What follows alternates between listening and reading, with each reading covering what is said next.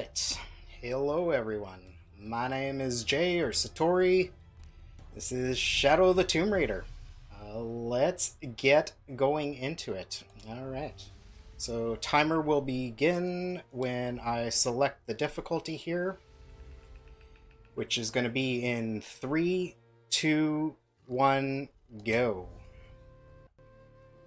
Alright, so out of the 3 Survivor Timeline, reboot, trilogy, whatever you want to call it, Tomb Raiders, Shadow is the only one we're allowed to run on easy. The decision was made on the previous games to not allow easy, just simply because you get a lock-on aim that makes the run a little less interesting. I prefer to run Shadow on normal, like the previous ones, because that lock-on aim cannot be turned off on the easy difficulties. And I like to have control of my aim, so I'm one of the few runners that will run this on normal rather than the allowed easy, but it works for me. So, hope you all have your popcorn ready, because we're in for kind of a movie night. A lot of the major cutscenes in this run are unskippable, so sit in, strap in. We got a nice little story for you about Natalia Drake. Wait. This is Tomb Raider. Tomb Raider, right? It's Lara Croft, right? It's not an Uncharted game. Alright, so we get a little bit of quick open here into some great drama. It's going to be a little bit of a slow start, too. We are technically allowed to skip the first little bits of the game in the run. I can't bring myself to do it. It just doesn't feel right to start a speed run that is for the full game when you're not at the beginning of the game. So, we run, well, myself and a few other runners do prefer to run right from the beginning.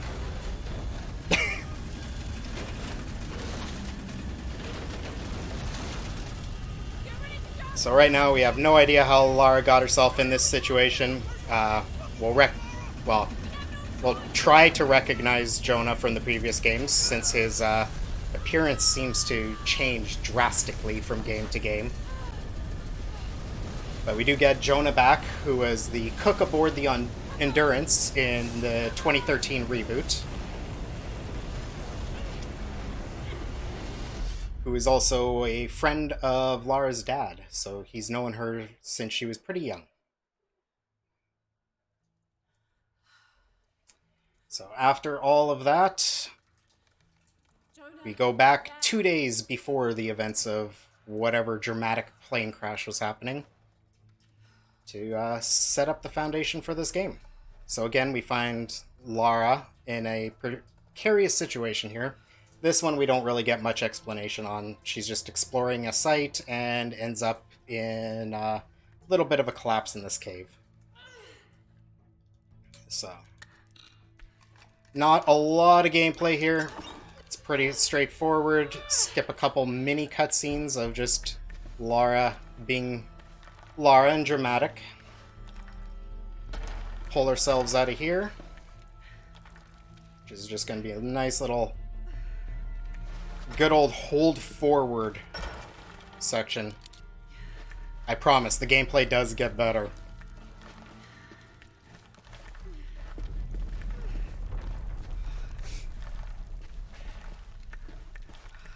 I think actually Rise is the only one that doesn't have like a prolonged hold forward section at any point. Whereas this one has it a couple times. There's the radio tower in 2013. Be careful, the way into the site is full of traps. So, at this point of the trilogy, Lara's starting to find herself established as a explorer. She's trying to track down Trinity, things that happened with her dad. So right now she's trying to follow Trinity's steps, but also get a step ahead of them. figure out what they're up to.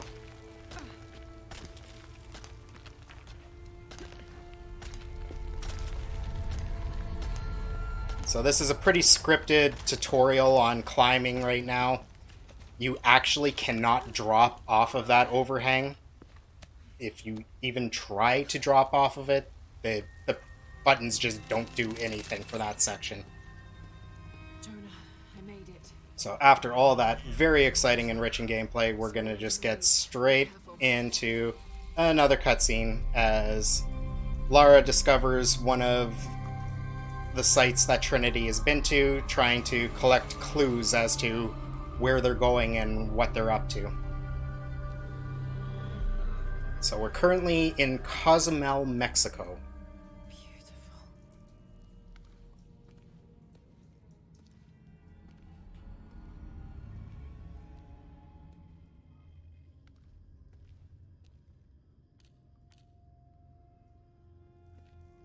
Just going to make sure to take lots of pictures. Laura. One of which is actually used to solve a puzzle later in the game, but because the puzzle's fixed, yeah, we just go through the motions and solve it. They really didn't want us in here. I'm glad we followed your father's notes.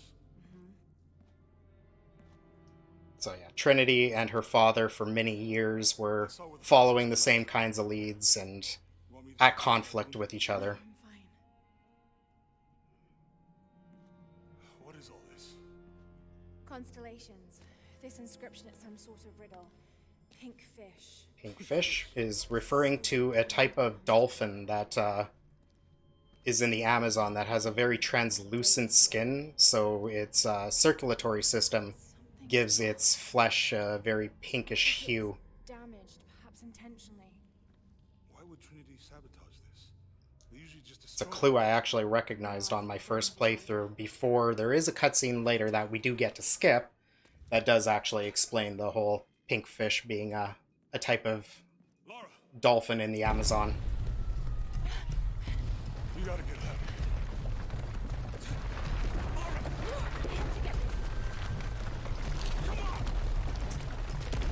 Jonah has to grab Laura out of there because, you know, everything's crumbling, but Lara's like, you know, but wait, let me get a selfie first.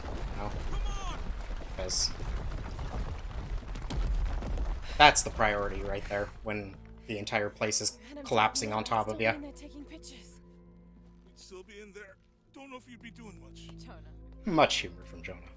Hey, you wanna freshen up? Regroup at the cafe? Dr. Dominguez is supposed to be there tonight. Sounds good. I'll try and decipher the riddle, see if the date has anything to do with it. Right. Pink fish, Silver Crown Mountains, I'll look into it. By the way, this cafe is supposed to have really good food. Really good. I know the chef. I'm not very hungry. After all of that, I'm starving. Great little chuckle from Lara at Jonah's hilarious jokes.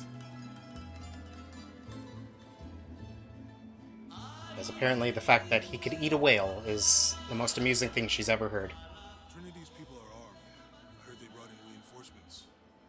Alright, so Lara and Jonah just had a little bit of a meeting about all the clues they just found. Of course, the whole idea that the pink fish is referring to a dolphin that is in the Amazon. So they know they're headed to the rainforest. They're trying to figure out what this gentleman Dominguez, who there's a big fuss with Trinity all about who he is and what he's up to. Any sign of him? Let's keep looking. And we're going to very inconspicuously walk directly up to the gate and have a conversation about causing a distraction literally 2 feet away from the armed guards while they're staring directly at us. They totally don't know what's up here. Good. Be sure I'm not followed. Because, you know, video game logic has to apply in, I think every I can find game. another way over the wall.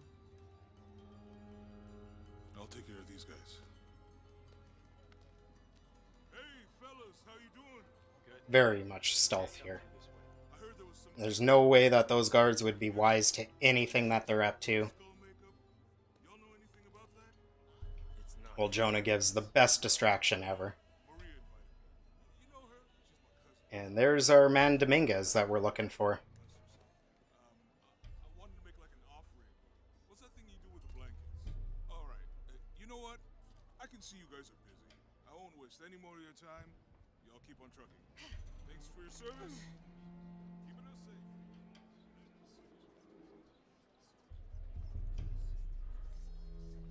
Jonah, I'm in. Good. Those guards weren't at the gate earlier. Dominguez must suspect something. Excuse me.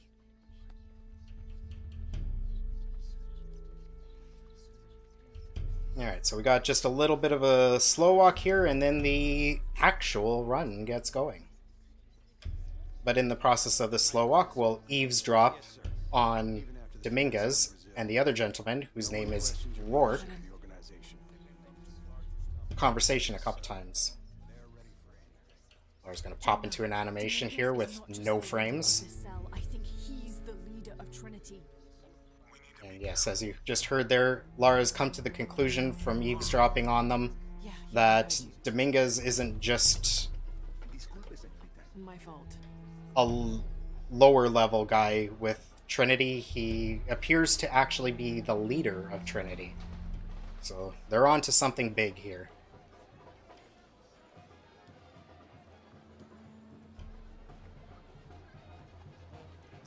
Someone set off a trap at the first sight.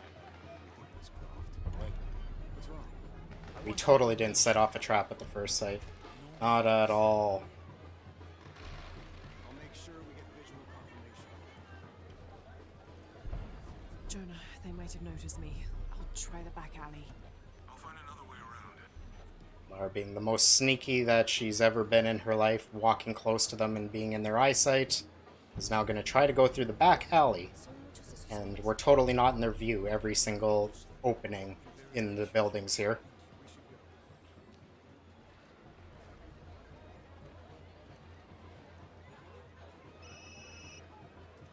Yeah, this is Commander Rourke. Dominguez wants confirmation Croft is here. Totally wouldn't notice her there. You have the photo.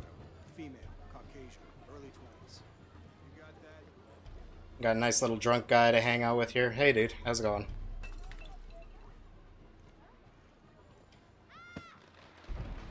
We get to see a little bit of a merciful side of Dominguez. Apparently he's very well liked and respected in the communities here, so. It's the key to our next phase. If this is Alright.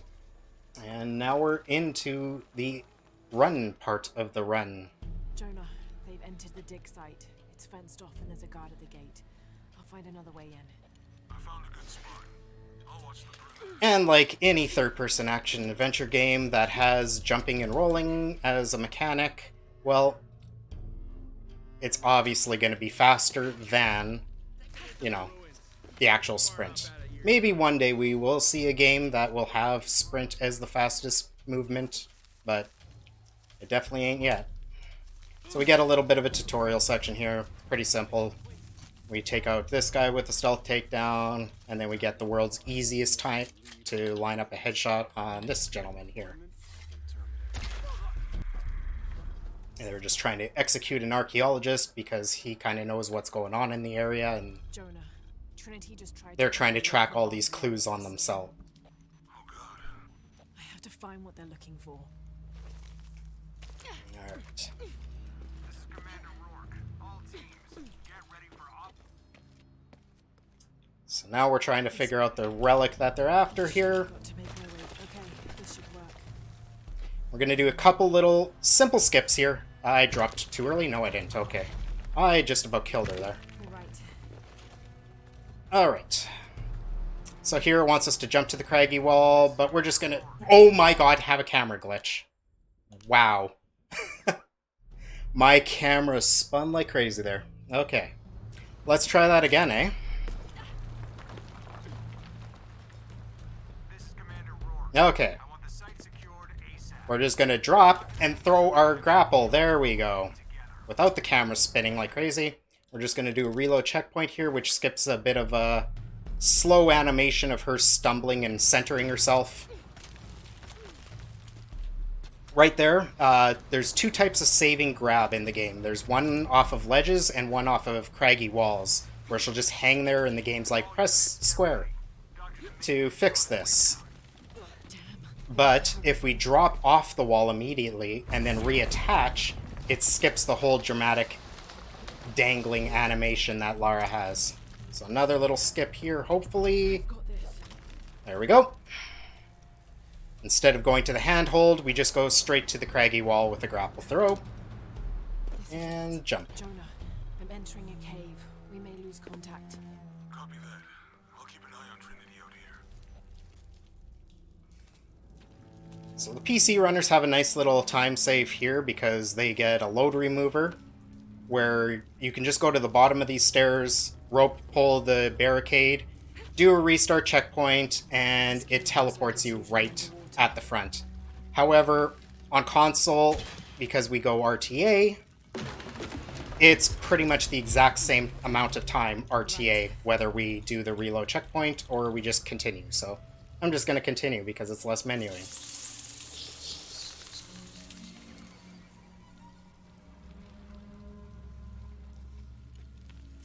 So there's a few spots where her jump is a little nerfed and she'll only jump a little bit. So right there we just do a couple rolls to get her ahead further.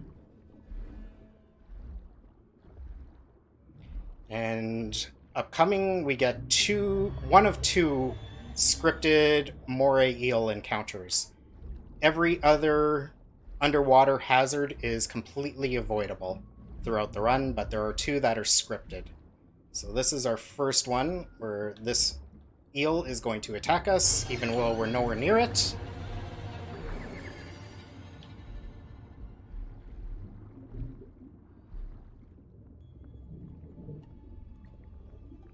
I would imagine with a faster load time, the restart counter would be beneficial.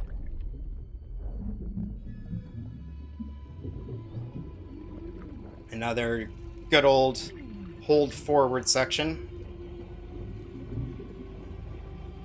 The game wants you to think like you're in such danger and immediate peril, but as long as you keep holding forward, hit the prompt when it shows up, we're completely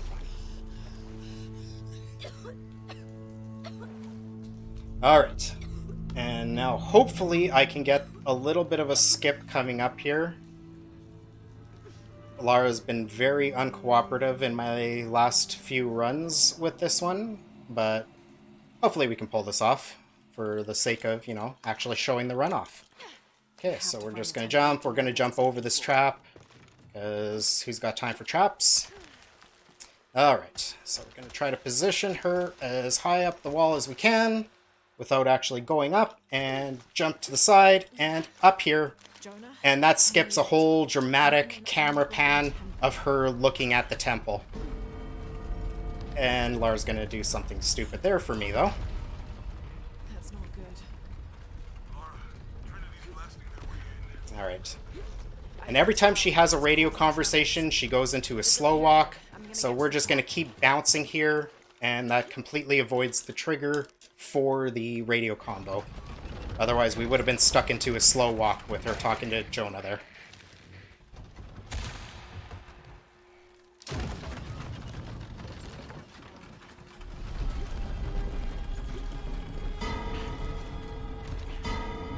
Alright, so we're going to let Lara settle a bit, and she's going to still go and grab the braking handhold.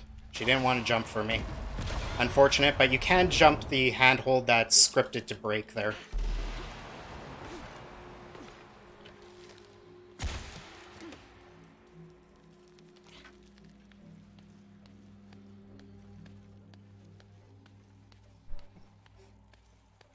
One of the benefits we get to running on console, as been kind of pointed out in chat, is we don't have to adjust our graphics settings or anything like that for performance.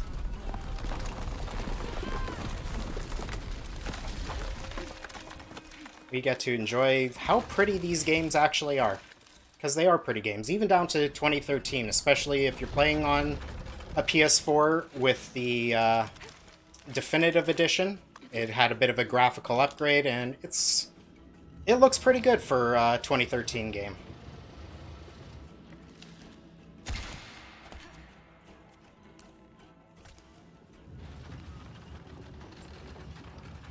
Alright, so simple little puzzle here. Going to use this cart to clear some debris, which is going to allow the counterweights to move freely,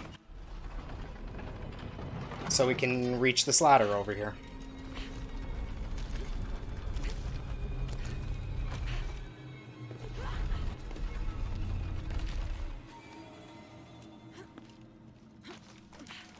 Alright, another little skip here. The game wants us to go up to the side and grab this handhold, go through this whole dramatic thing to get to that overhang, but we're just going to jump straight to it and grapple it.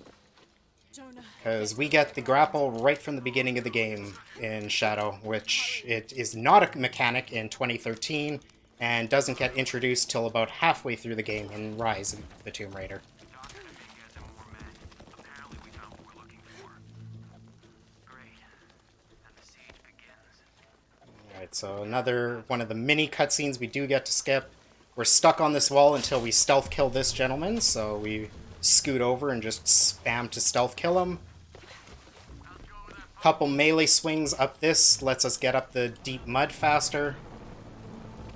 And we're just going to do another restart checkpoint here, just to put her up a little farther forward. Just going to put these guys right in front of us. And simply dispose of those guys, and for some reason sections are always separated, so despite us shooting our guns there, none of these guys heard any of that. And we're just going to skip all these idiots because who's got time to deal with them? And we're going to jump straight up the middle of it. It's going to take everyone a little bit to notice us, and we're going to stealth kill this guy, as you can hear him getting stabbed, in the middle of a cutscene.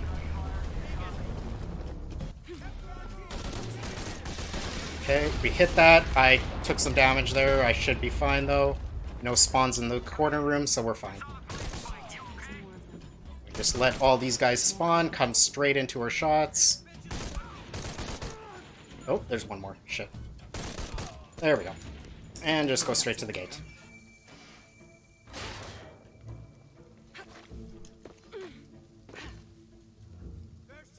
So, when we did that grapple throw, there was a cutscene where Lara finds this dagger in the temple, which just fell to the ground there.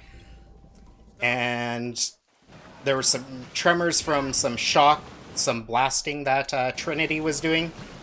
So she just made a quick impulse decision to grab the dagger. And as she came through that gate, she encounters a few Trinity soldiers who hold her at gunpoint, and Dominguez is there, and is surprised she took the dagger without finding another piece of this puzzle for this ritual that needs to be held. The silver box. And her taking the dagger apparently has put in a set of catastrophic events in place, such as this tsunami that we're trying to survive. And because the tsunami comes, the Trinity soldiers just bail, and because, you know, villains always have to leave the protagonist alive, they just leave her alive, and Lara's set to just escape through the tsunami by her own devices.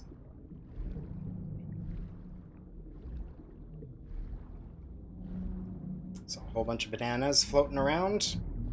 Gonna wait for that prompt to disappear and then spam so we get into this door right away. Another handy little restart checkpoint as soon as she finishes that. Whoop. And I'm going to go into photo mode instead by accident. Another quick little checkpoint restart's going to put us halfway into the next room, facing exactly where we need to go. Instead of going through the full animation of the door swinging open, Lara gaining herself in that and trying to swim forward.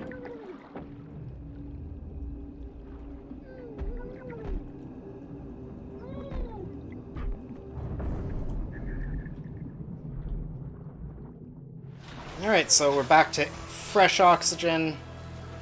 Now we just got a bunch of crumbling debris to make our way through.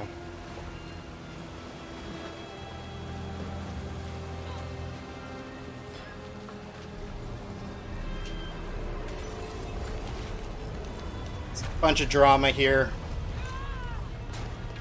Many chances to die, and Lara sure loves to die, so right here we're going to be a bit safe and just run, not take any jumps there.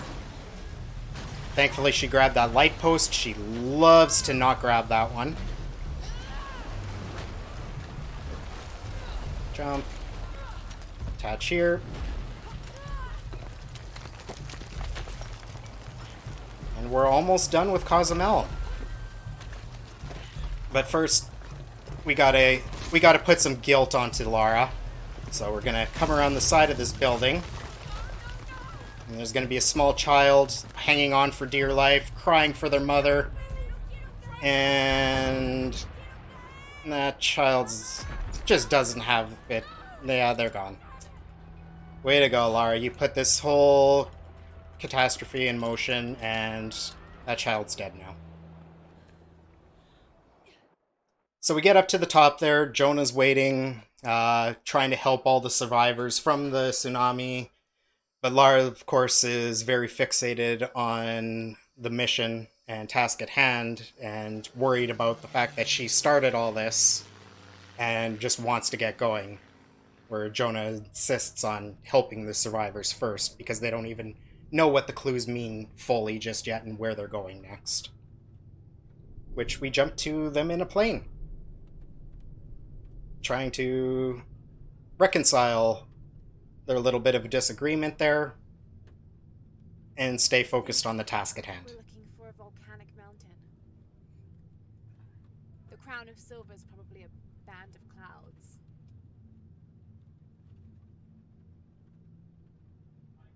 So we get a little bit of a cutscene here. This is all unskippable. So, like I said, make sure you got that popcorn. We've got a bit of a movie here. The riddle says, chase the heart of the serpent to the Silver Crown Mountain where the twins confer. I wonder what the twins are. This storm looks like bad. As you can see, Lara's very focused on the task at hand, but Jonah's worried about some other stuff, such as all the people that died in the tsunami and If we find had their lives destroyed, how do we know we have the right one? as well as the fact that they're kind of driving into a bit of a storm right now. It's our only clue. The mural says there'll be more disasters. The best way we can help them is to put a stop to it and Trinity. Okay. But how do we really know? Jonah, what I felt when I took the dagger. You mean the tremors of the tsunami? More than that. It felt like I woke something up. I know that it's not practical. I know that it's hard to believe, but you need to trust me.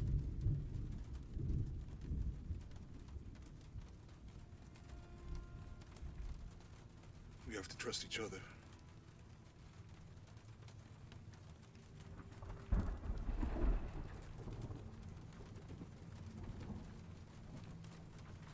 Hey, I might have something over here. Really? And Jonah now spots some mountains, which obviously, That's it.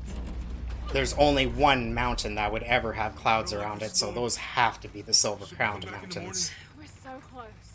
Because I've spent a bunch of time in the mountains in Alberta and BC and Canada. Like, I don't know about you guys, but have you ever seen clouds around a mountain? That's so Yeah. rare. Is there anywhere So, to land?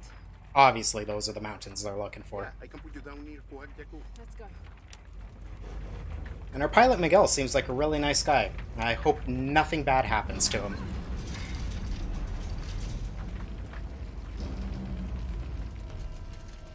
Contact, it might get bumpy.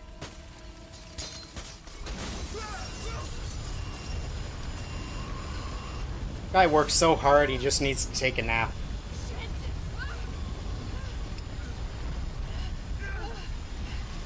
What are you doing? And of course, this is obviously the dramatic scene that the game opened on. So we just thankfully don't have to watch the entire scene again for that part.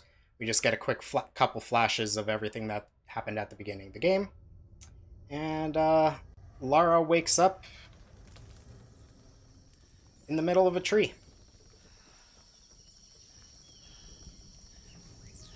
We are only in half the plane wreck, so our gear was in the half that ripped off mid-air that Jonah was inside, I believe. Or another portion thereof. So we're just going to go for a little walk in the jungle here and try to gain our bearings and find our gear.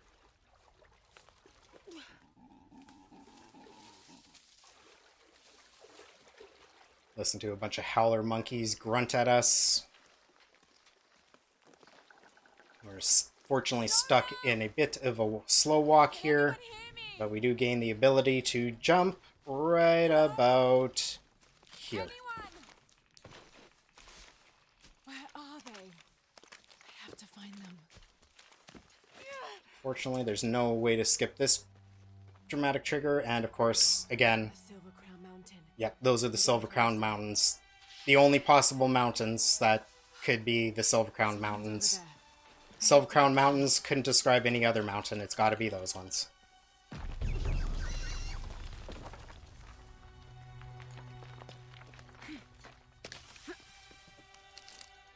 So I'm going to collect a couple things on the way here just to make sure I'm set for pretty much the rest of the game with when it comes to arrows. Howlers. We don't use too many arrows beyond the first little bits of the game, so we'll just collect a couple spots here, some feathers. And much like the skip earlier, A fire. we're going to keep bouncing just to skip some of the slow walk. Jonah. Miguel. Can you hear me? Hey, look, we found our gear, but it's all hanging up there. My gear is And we don't have a knife or anything, so we're going to rip off a piece of the propeller of the plane.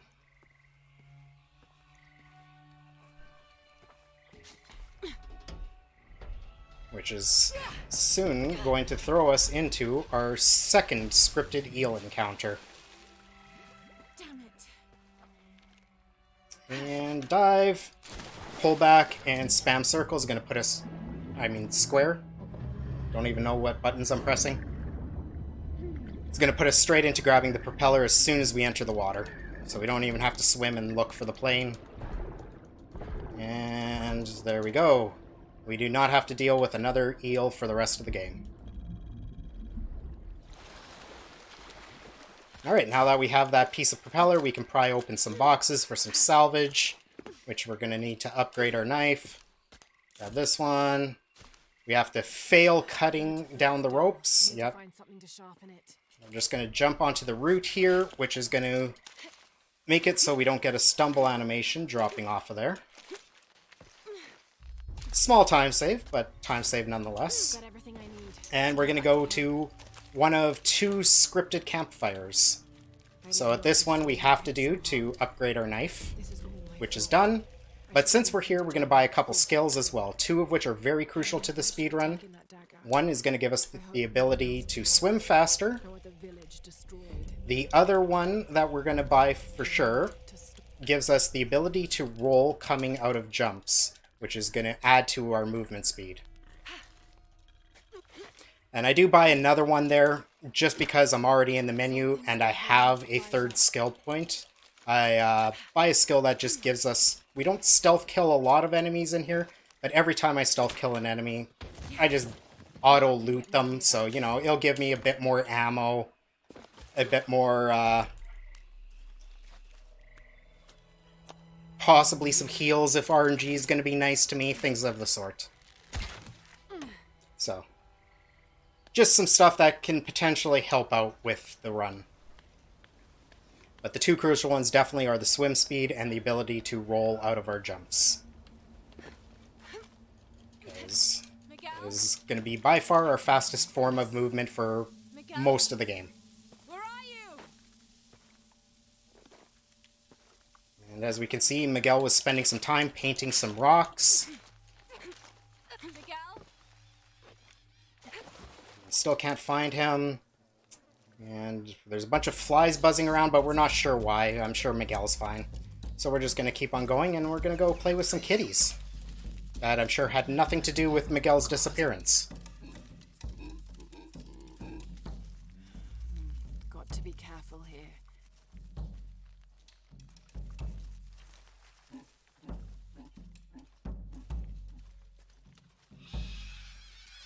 Another forced slow walk, which will end halfway through this area.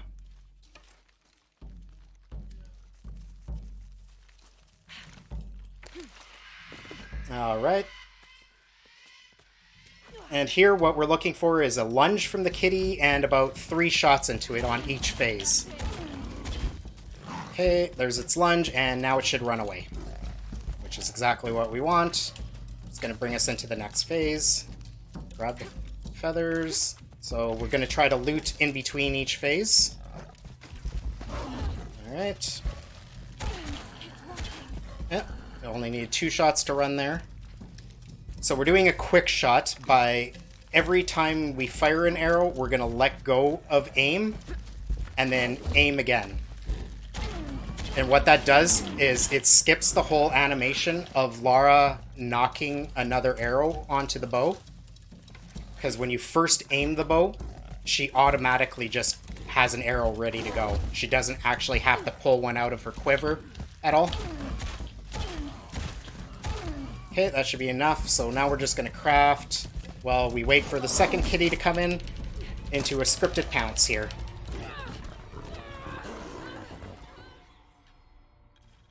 And our forced heal tutorial. So we heal there. And we're on our way.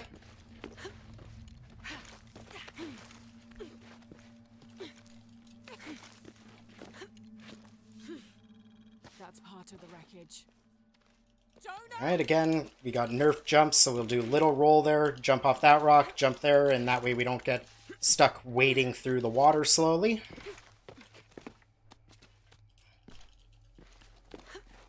And we're finally at the site that we saw the flare shoot off from. It's the rest of the plane wreck. And sure enough, Jonah's here. But we're going to skip that cutscene. Jonah had a little bit of a parasite from the water in his arm that we had to cut out with a knife, which is why you see a big bandage on his forearm.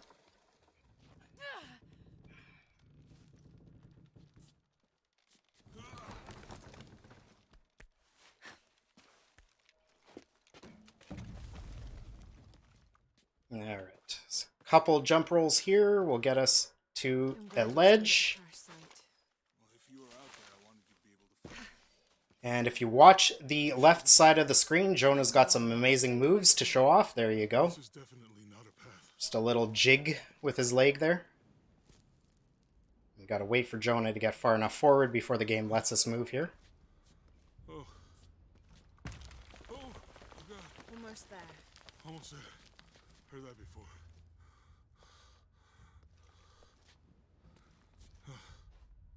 Oh, gotcha. You right? I'm okay. Just a couple more steps. Okay. You're all right. I'm okay. I'm okay. Alright, and now we're on to our first, puzzle of the game. Super complicated puzzle. You know, we just gotta fill a bucket with some water. The bridge is down. Very complicated, I know. There's counterweights. Alright. So we turn the water on. The bucket, unfortunately, has a hole in it and leaks. So Too heavy. Give me a hand. we're going to push it once. This is scripted to work this way. So we got to push it once, fail, find out that the bucket has a leak. The water's filling the bucket. While it's doing that, we're going to collect some gear. And the RNG was somewhat nice to us. It gave us some arrows. We're going to craft while we're getting pushed back. And now we get the proper push.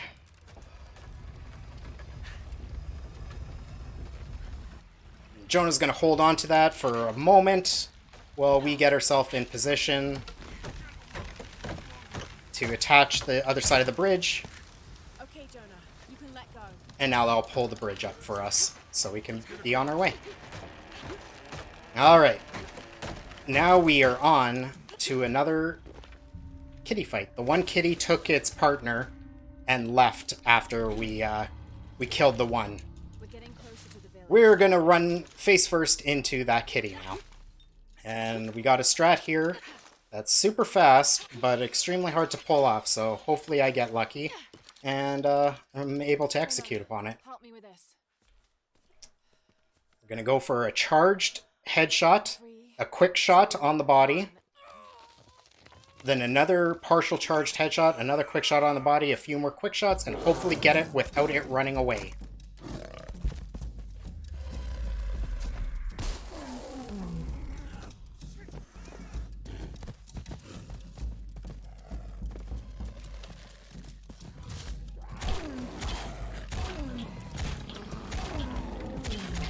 And we got it. Kitty did not even get to move. Help me with So if any of you have played this casually, you're probably aware that the kitty will lunge at you. You'll get a few shots into it, then it's going to run away from you. And this fight can take forever.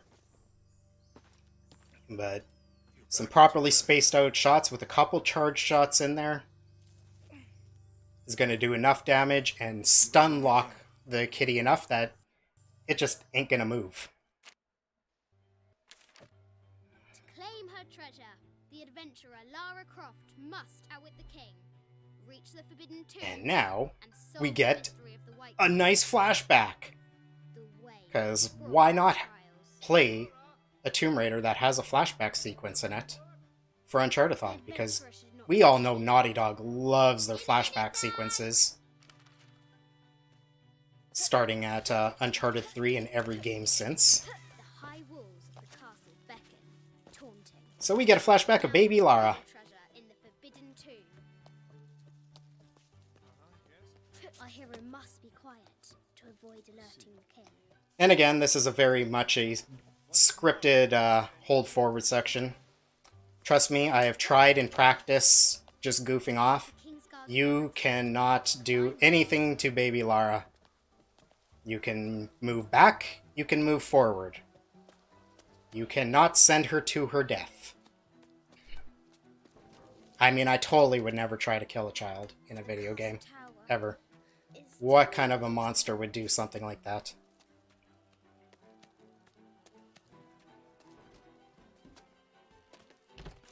And try not to focus on her ponytail, because it totally matches the color and textures of the rest of her hair. Does not look out of place whatsoever. I don't know what you guys are talking about. You should stop talking about it, because her ponytail totally matches the rest of her head.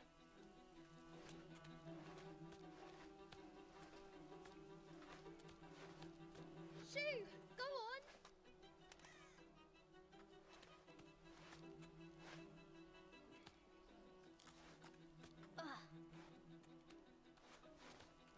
Young Lara So yeah, much like Radio Tower in 2013, this is pretty much just and pushes it from her mind. hold forward and wait until we're past this section. Couple scripted little collapsing bits of the set piece for, you know, the added tension and drama. Make you feel like she could fall to her death at any moment, but she can't. Each of these gaps, as she reaches, I'm just going to press forward, and it's going to speed up the animation of her scooting to the side. She recovers her footing and her goal. Now, onward to the Forbidden Tomb. And a couple quick little hops here to avoid the vaulting animation, Parapets are damaged. She'll have to squeeze through. and get us partway up the ladder without having to climb it. She's so close. She can almost touch it, but an invisible force field stands in her way. And again, no matter how hard we try to spin or do anything to her, if we really wanted to here, Lara's pretty safe.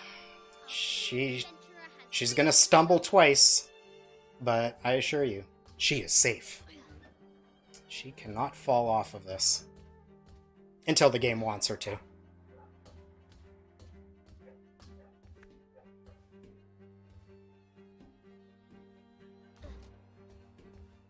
At At last, she spots a way in below. She will have to be careful. She will have to be careful.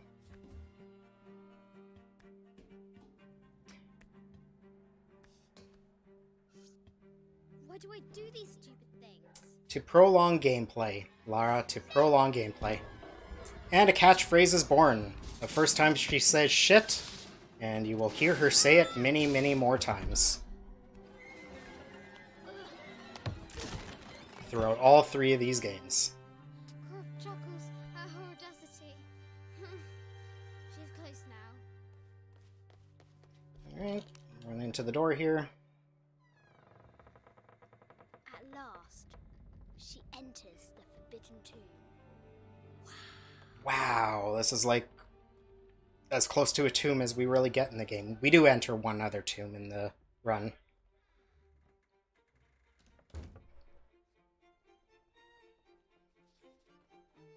Alright. By Some night, crazy Rose clues here. stole the Queen at 30 North and 90 East. From her pen, she wrote her. So, thankfully, there's no RNG to this puzzle. These pieces are in the exact same spot every time, which makes solving it nice and simple. So we just need the red shields in the 2 front corners.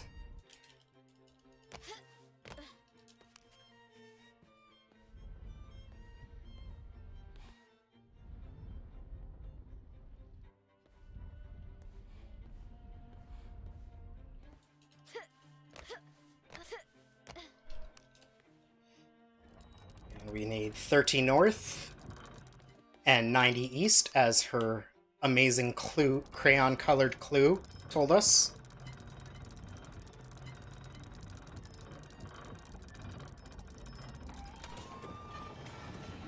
With light, unlock her love's release. We're just going to drop a ladder for us to climb.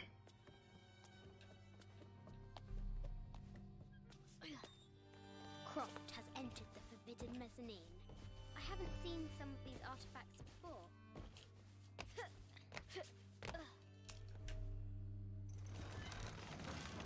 And unfurl the great spat wings. Great bat's wings unfurl. The knight's shield reflects the lightning. There she is.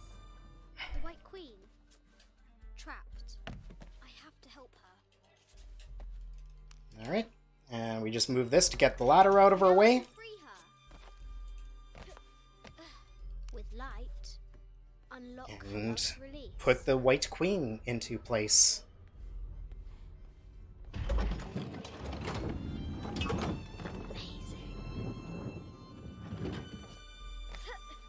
And we get another amazing Our hero cutscene. crosses the threshold into the unknown.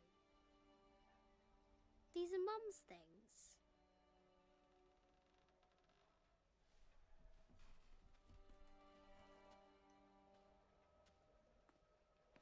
Oh, it's time for stories. The path was dark. And is guarded Guarded by bats, said the Red Knight. the The Queen regarded him with a curious smile and said, "Bats? I'm not afraid of bats. I'm not afraid of anything." Such a fearless queen.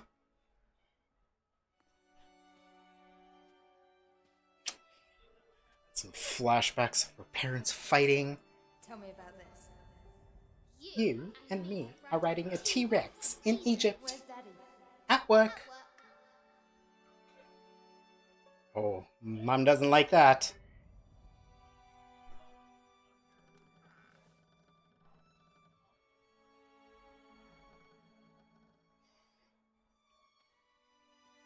She's gonna find her mom's bracelet and flashback further to when her mom was still alive. Because we gotta have a flashback within a flashback.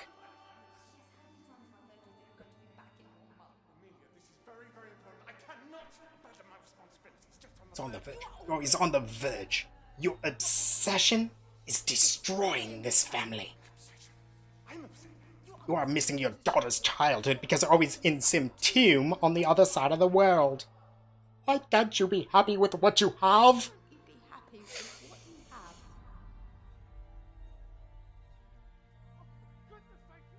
Oh, snap back into reality, Lara. Your dad's yelling. He doesn't sound very happy. He's having a rough day. He might need a nap. Dad? Dad! Damn, he's having a really rough day. Did you hear his head hit the desk? He's just passed right out. Taking a nice little nap. Happy Father's Day, by the way.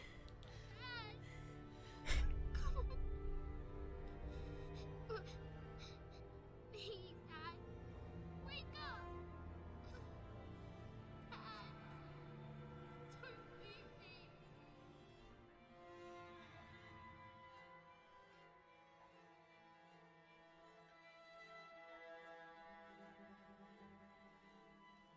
No naps on Father's Day. Dad, wake up. Lara, wake up. Good morning. Alright, so we're into our second forced fire of the game. So we're going to buy some more skills here. We've earned 2 more skill points. First, the game wants us to put on this outfit that we made from the Jaguar. It is scripted, so we quickly apply that, but then we go into the skills, and we're going to buy this one, which is going to make our jumping and landing quieter, so some stealth sections go a little smoother later. And not necessarily needed, but it does make things safer. And we also get Owl's Meal, which is going to allow us to harvest certain bugs for poison later on in the game. And that is very crucial to one of my favorite strats from the entire run, which we've still got a ways to get to, so I'll explain that strat further once we get there. But just know, those are what we took just a moment to go and buy. Alright. So because we skip everything super fast there, we have some awkward silence from Lara and Jonah. They're supposed to have some great dialogue here or something, I don't know. But they're just gonna sit in awkward silence instead.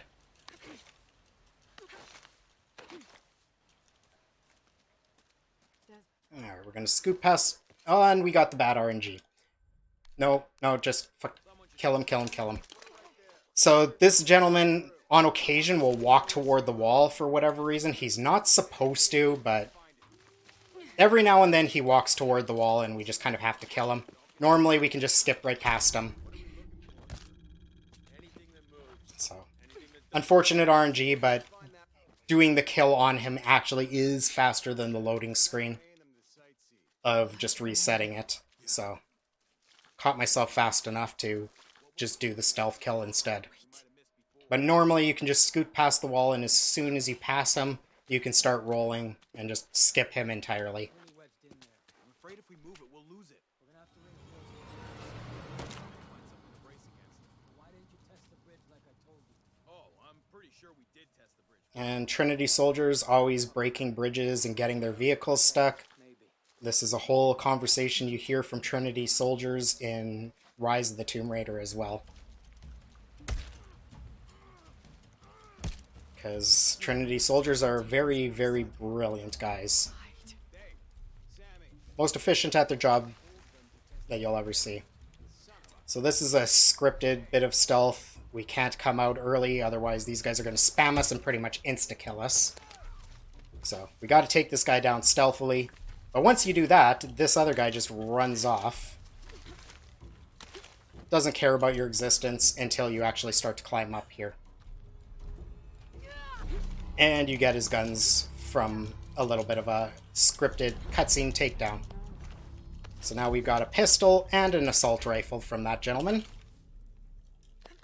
as well as our bow.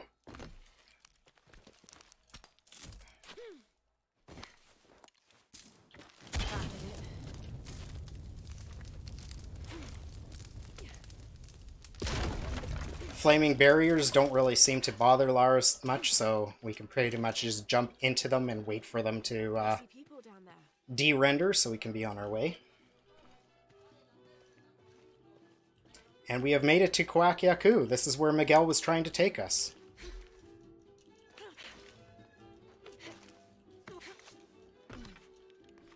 And here we are going to meet Abby.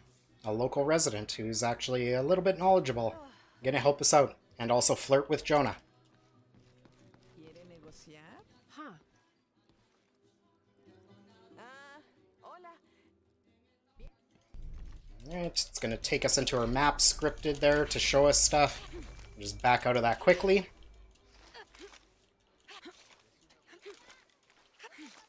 And we are going to go see this vendor quickly to buy a suppressor for the pistol for a strat coming up. Hello. He's got a little bit of a cutscene, skip that, and buy this pistol suppressor. Jonah, I found Incan ruins, but I think the foundation of the temple is older.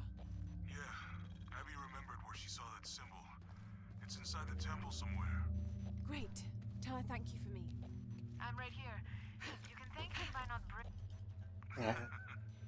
Can thank Abby for the information by not breaking anything, and we're totally not going to break anything. Lara never breaks anything anywhere she goes. Hey, looks a lot bigger on the outside. What'd you do? Jonah, look. Jonah again with the amazing jokes. Ishal and Shakshal. The twins come together. And Lara's not going to break anything here. Remember, she just promised to Abby she's not going to break anything. What is it? Laura, What? Abby said not to break anything. I'm not breaking it. I'm restoring the original. Exactly. She's restoring the original. She's not breaking anything. Yeah. Nothing broken. Just restoring the original. The twins come together before following the path of the living. It's been tampered with. Like that thing in Mexico. This must lead to the next clue. Go. I'll stay. So we see another bit of the clues we're looking for that have been hidden or tampered with. And this is well beyond before Trinity was on the scene. Like, all these things happened a long time ago, so someone else was on this path at some point, at the best we can guess. We just don't know who yet.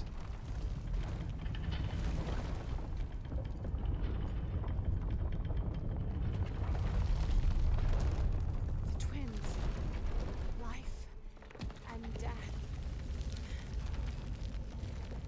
Jonah, I found the temple. Damn. Trinity already there, trying to blast their way in. I'm gonna take a closer look. Alright, so we're gonna go take a closer look. So here's where first spot that increased swimming speed comes in handy.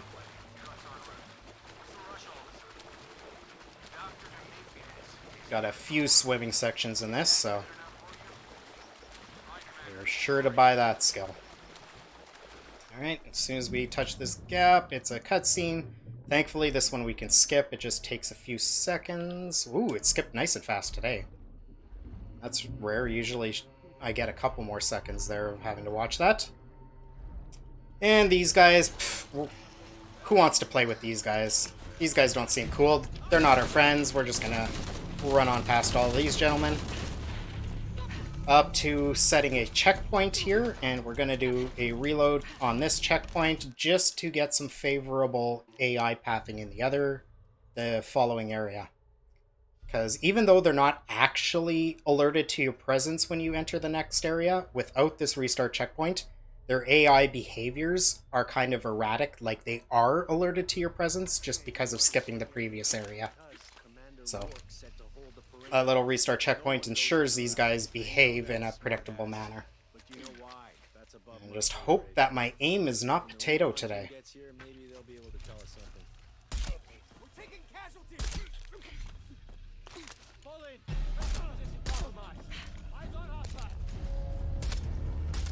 Wow.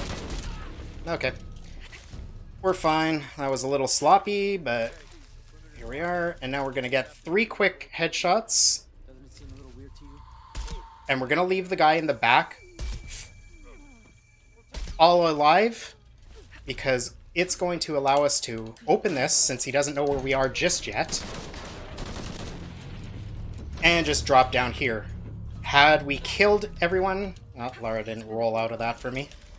Had we killed everyone there, you get stuck in a little bit of a slow walk and a radio convo with Jonah. So by leaving the one guy alive, we're able to skip all that. We just get rid of the guys that would spot us before we make it to the door. Because you can get spotted once you're already opening the door, but if you get spotted before opening the door, the game won't let you Jonah, I made it inside the temple. interact with it properly. Some numbers. I'm gonna clear it off. Alright, so those pictures she took at the beginning of the game Numbers on the pillars look like are the to first do five with this things. puzzle. Isha on the left, But Isha on the right. this is always the exact same answer, and the pieces are always in the same spots. So, we already know how to solve this puzzle. Steady now. We're just going to be on our merry way and put in the answer.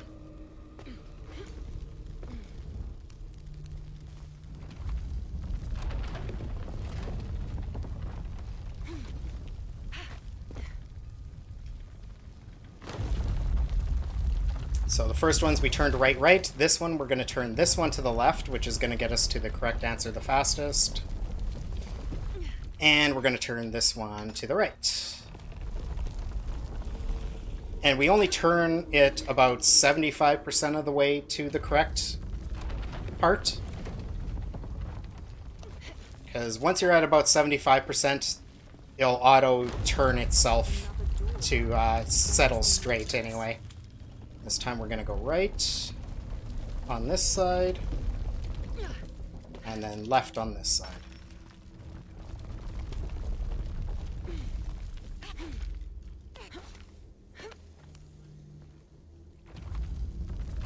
Alright, so the solution up to this point was on the sides, the walls, in the corners there. But now we don't really have the rest of the answer. And Isha. I think I've seen. Okay. So we needed to consult our picture for the answer for that side, and then Jonah gives us the final answer for this side. Thanks. But since we already know it, we'll just put it in. And here we're going to jump roll to the left of the stairs and not actually go on the staircase into this cutscene, Jonah. because we're going to be able to jump roll immediately out of the cutscene. Without doing that, you're stuck in a slow walk all the way here, and it's about 5 seconds slower that way. I think you're gonna like this. Alright, and now we get to play with some danger fish. And by play with, I mean completely skip all of them. So we got nice tall grass to get past the first couple groups. Gonna ignore the breathe hole, because we've got another restart checkpoint right after this one. Right here. Which is going to do two things for us. The reload checkpoint is going to give Lara full breath again, and also there's a school of piranha coming around the corner there. It's going to ensure that they're on that exact part of their pathing every time. Without the restart checkpoint, that school of piranha are actually a little bit RNG, so sometimes you have to wait for them.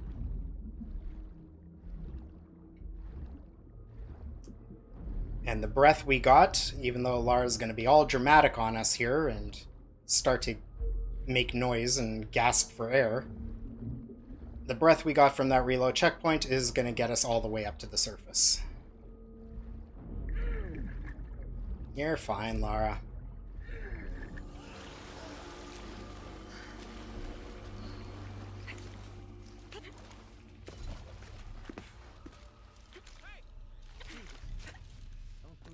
Sorry. Anybody else make it? Fuck the final. Alright, so Base camp. This is Omicron. earlier we got Eagle's Talon. I skipped through the description quickly, but it basically just gives us the ability to do this. And by holding triangle, as soon as it's available, we go straight into it, and it's a forced tutorial, so you kind of have to do it. So we're through that. Jump off to the side there to avoid a vault animation. And here we get the first glimpse of some sort of creature. This is gonna maul the hell out of that Trinity soldier. What was that?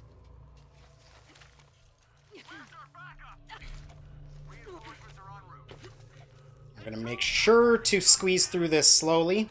You can actually jump or roll through this gap, but by doing so, you lose your ability to jump in this section for some reason. No idea why that's a thing, but it is. Alright, so quick little... We're gonna shoot this, distract the armored guy up top, kill this guy, because they both can see us, shoot another arrow down there to distract the other soldier here, and we're just gonna be on our merry way. We're here. Give us 60 seconds and we're in. Another reload checkpoint here is gonna put us in favorable position to pull off this trick. Just jump, roll through the gap, and again, we would have been stuck in a slow walk here, but by rolling through there, we're able to just jump and roll as normal with no slow walk. Trinity is being hunted by someone. The conversation that she's having right now would trigger as soon as you squeeze through, and she would just slowly walk while holding the radio. And here we get to see some of the first bit of fun of being a console runner. A little bit of a forced load. So the deep mud we just went through there is meant to be a loading gate, I'm sure. However, it doesn't allow enough of the game to load, so I encountered that casually as well. I know a lot of other people encounter that. The game just needs a few extra seconds to load in the area as you're passing through there. What do you think we'll find? The mural showed a series of trials. Yes, a series of trials.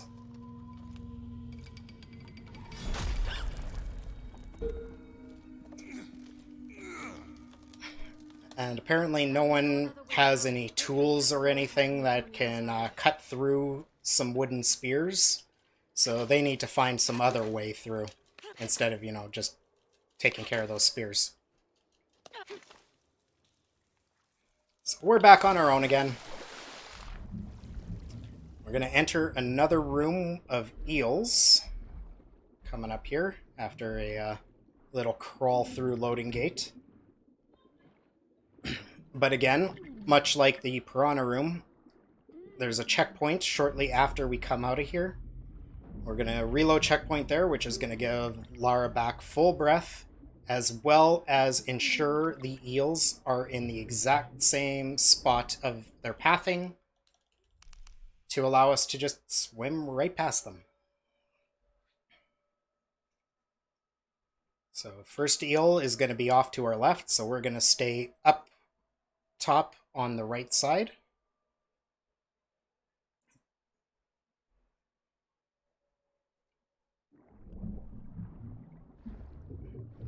See him swimming on the left shortly. There he is. And we're just going to swim off this way. And then here we're going to just hug the wall on the left side, which is going to make it so this eel on the right doesn't actually see us.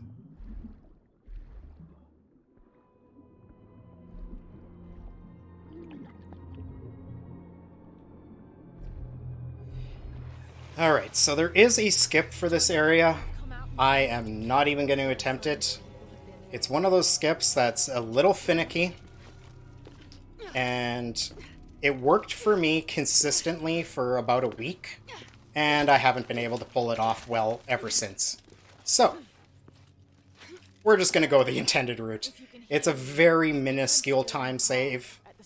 But basically the ledge we just climbed up on, you can turn around and throw your grapple onto the ledge that you are meant to go to here. So the ledge just off to the right there. and pull yourself up to it. But Lara loves to be uncooperative with it. Sometimes she'll actually attach the grapple, but she'll still drop off of her rope. She'll just let go. So we're not gonna mess with that. Incredible. And Lara's gonna finish her landing animation. I'm at the next trial, the Eagle. It has something to do with the wind. I'm still tracking west. Heading downward now. And this trial's actually pretty fun. So we've got a few skips we're gonna do here. Alright, so first skip. We are going to make sure we're on the right. On this handhold, we're going to jump off of there and fall. Okay, Lara. Let's try that one more time. No. There we go. So what that does is it skips this whole dramatic camera pan. If you just climb up normally, you have this whole dramatic camera pan looking at the trial. She comments on, wow, it's still standing after centuries of earthquakes and storms and all kinds of stuff. Alright, we got another skip here. I actually recently discovered this one. I kind of fucked it up there. Unfortunately, she turned a little bit to face left on me. She wasn't square. Let's try that again. Lara, can you face forward, please? Thank you. There we go. That's what we want. Just pull herself down into there. That one skips about 20-25 seconds from the intended route and about 5 to 10 seconds from the old skip that existed for that. We do a reload checkpoint here to get rid of a death plane, so we can do this. Otherwise, as soon as we got that to that point, Lara would have just insta-died. The death plane from the previous area carries over when you do that skip. So, a reload checkpoint as soon as we're around the corner there gets rid of the death plane. Magnificent.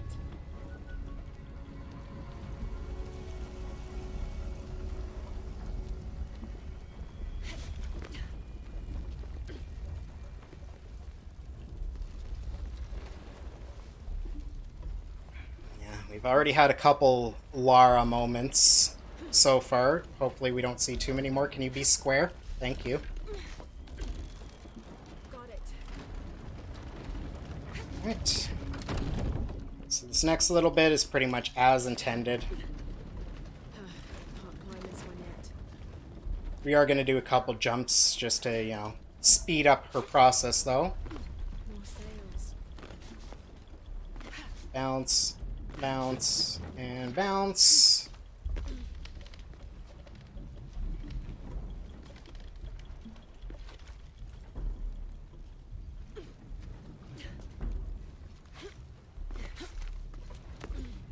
Yeah, we got decent RNG on that piece. Don't actually have to sit there and wait. That was close. Alright, we're going to do a couple pull and cancels here. So as soon as she starts pulling and breaking it, we're just going to scramble out of the pull so we don't have to sit through the entire animation of her pulling the rope. Yes, that'll hold. Minuscule time saves, but time saves. Solve this puzzle. And the game implies that we should be jumping from there, but we're going to jump from here so we can get on this quicker. Because as soon as you're on this, it triggers that. Got to find another way up. Let this first one pass. And again, we're pretty much treating this puzzle as intended now.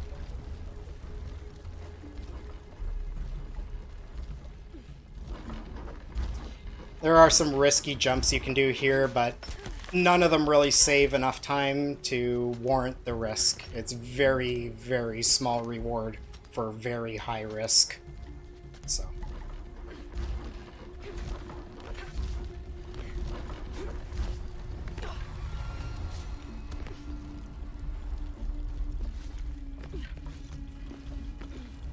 Such as this next part. So it is possible to one cycle the top piece here. We could drop and reattach the grapple to the craggy wall. and could have caught that before it went, but your window of opportunity is very, very small Careful. on that, so we're just gonna, oh my god, hopefully make this. Lara was not giving me a good wall run there. I did kind of start moving her too early, that was my fault, but again, it's one of those things where it's extremely high risk for not quite enough reward. We take enough risks in the run. I'm past the Eagle trial. I must be closing in on the hidden city. Alright, so we've passed more of the trials trying to find this hidden city. We've really only got one left. Lara, please, thank you.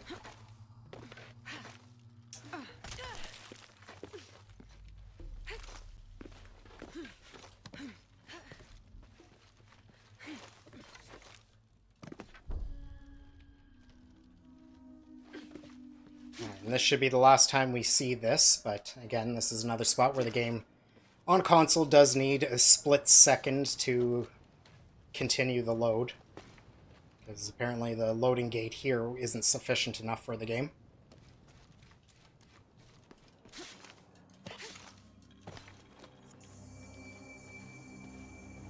Jonah? The view up here is amazing. The hidden city must be near. Gonna grab some feathers, don't really need these feathers, but they're there and we're stuck here for a moment anyway. And...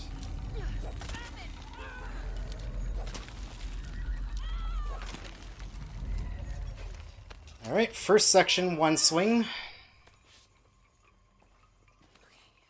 Got to be more careful.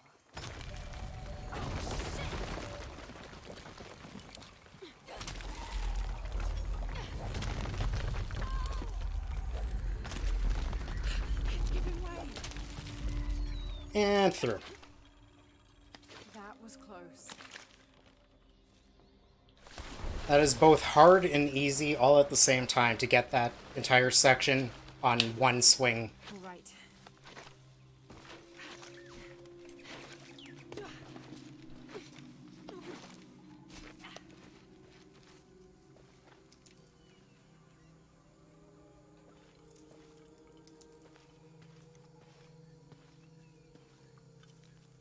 Alright. So since we're in a forced slow walk here, I take a split second to grab this heal, which hopefully the game will be nice enough with RNG to give me more heals, that I can have some for safety for the final fight. And now we meet our first local of the hidden city, who's stuck in a trap and just somehow can't figure out how to, like, remove a rope from his ankle. I can help you. Get back! You don't belong here! Listen, I know it hurts. Alright, and now we're into yet another one of our cutscenes. You're not only my son, you're my So we've, in a cutscene, unnecessary danger. saw a bunch of cult members come close in on this child here named Etzli. They get all fended off by Lara and his people.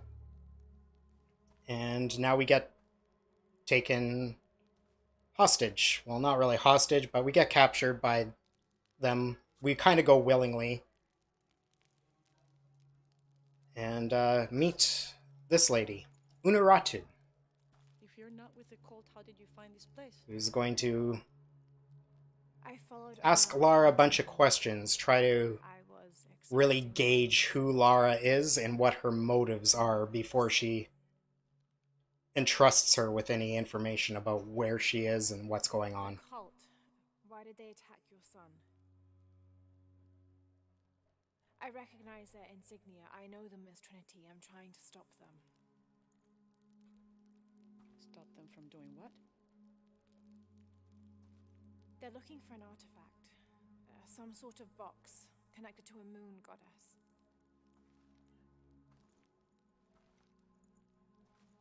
Why do you want it? To steal it? Sell it. No, I just can't let Trinity, the cult, get to it first. They're too dangerous. They're too dangerous. Why? What have they done to you? They killed my father.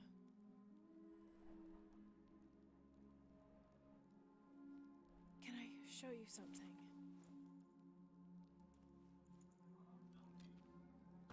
Do you know what this is?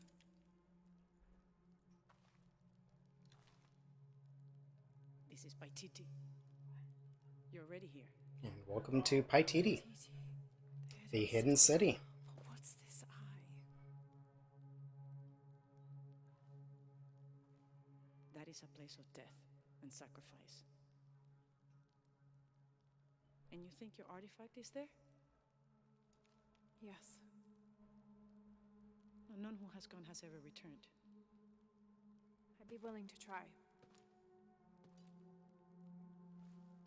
You would risk it simply to stop the cult. Yes.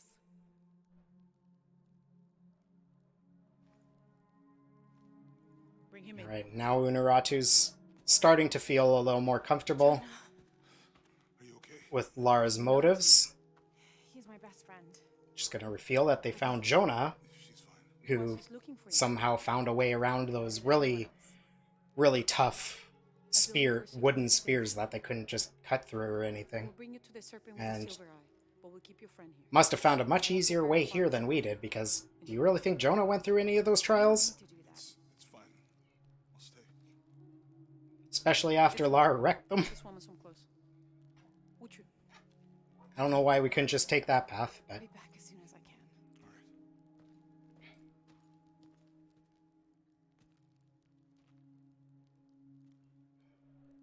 Pretty nice place. Quiet.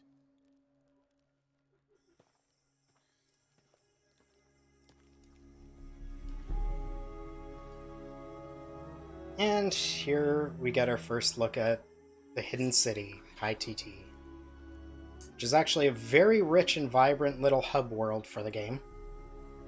Tons of llamas to pet because hells yeah, why wouldn't you want to pet some llamas? Of course, in the speedrun, we're going to skip all that and not really get to spend much time here, but casually, this is quite a rich little area to go through and explore. I don't know your name. But we're going to, start a conversation with Unuratu and then just ignore everything she says and be on our way. Because we got speedrunning to do there, lady.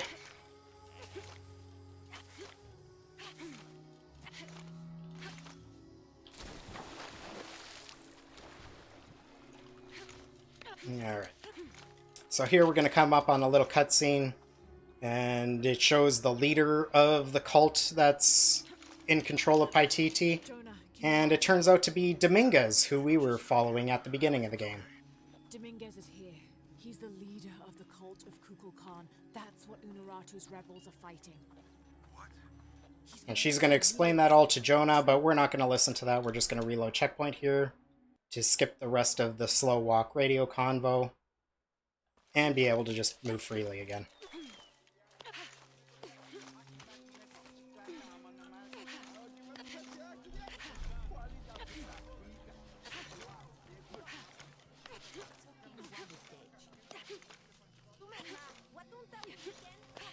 Alright. Where's my mother? She's settling matters between the guards and her Khan.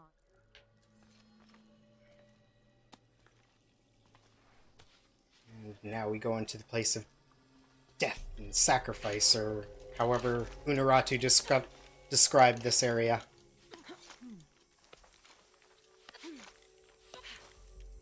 Right.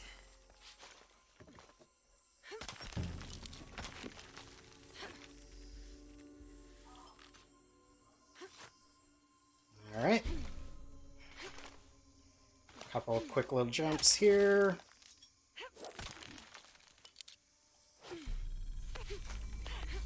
Through there. And here we get to hear Lara talk about how bad this place stinks. The smell. This must be the place Etzli. For a third time, there's a spot, at least one spot, I think this one has two, that she does that in all of these games. 2013, Rise, and this. There's a spot where she just goes, ugh, the smell. For some reason, they decided that should be a staple of the series.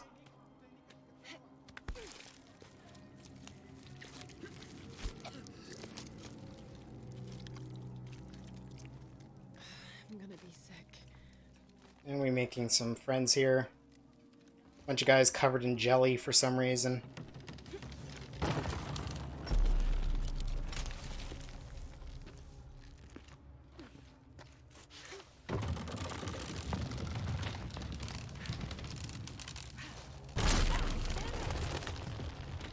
Again, canceling our saving grabs. So the ledge saving grabs I didn't describe earlier are just a quick square prompt where she lets go with one hand Okay. and you're prompted to press square to reattach.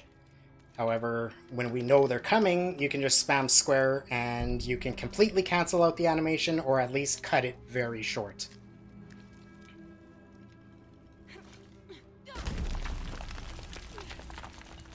You can do this.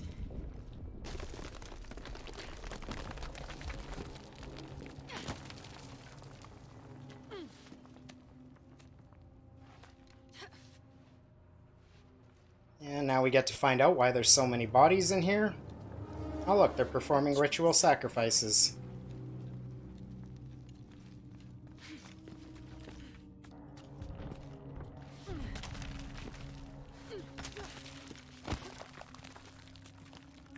Alright, another cancel of a saving grab here, and then we're going to do a little skip. I let go and reattach to the wall to break any fall damage instead of taking the intended path across.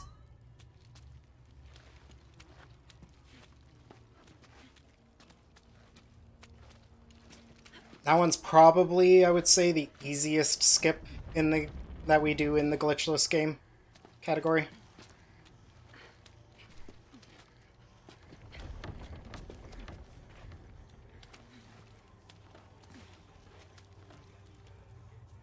Just gonna whirl forward, spam triangle, and instantly get into the stealth kill on this guy.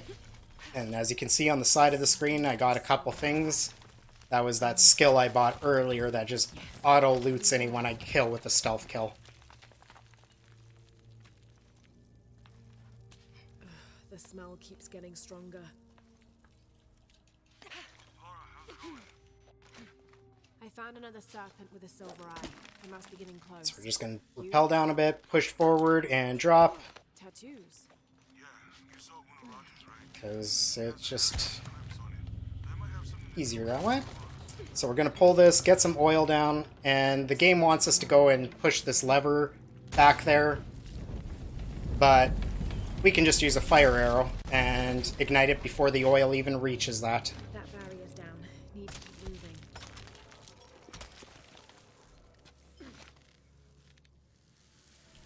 Is this some kind of bloodletting chamber? Must have taken hundreds of sacrifices to get enough blood to fill. Another little puzzle here. We already know the solution. Thankfully, again, the pieces are not RNG. They're always in the same starting position. So we can just push that one way once, attach that, and we'll let the oils start filling up while we finish the rest of the pushes here. We just got to turn it back the other way twice.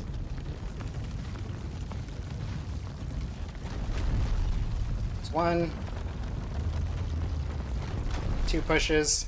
Since this one we need to wait for the oil to get all the way to the bottom anyway, we can use the actual lever to ignite the oil, because we're not really going to save much time if we were to use a fire arrow. Okay, now to bring that barrier down. The oil just made it there, and here comes the fire, so it only took like 1 extra second there. Now to find the silver box. So we enter that little room there to try and find the silver box, but we find out that that is not where the silver box is kept. Instead, we find a little snake piece thing, which is a key to a door that we will be using later on.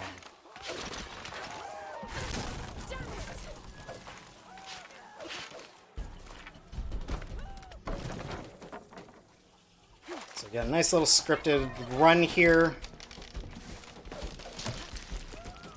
Pretty easy. Couple jumps.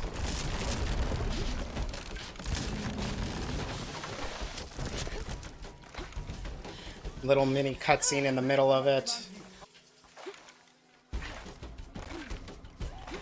And somehow, despite being chased by everyone and everything, like 2 seconds prior, once we fall down here and this guy gets knocked out, they have no idea where we are and give up the chase for some reason. And we'll do a quick little restart checkpoint there to cancel out another walkie-talkie conversation that would have forced us into a slow walk.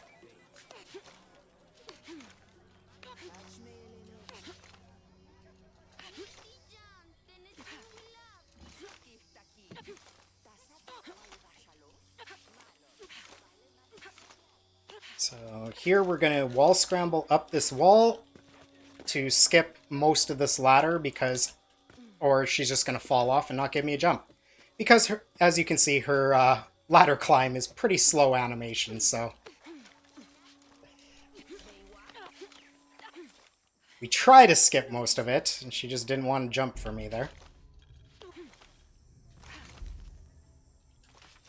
Okay, that was bad.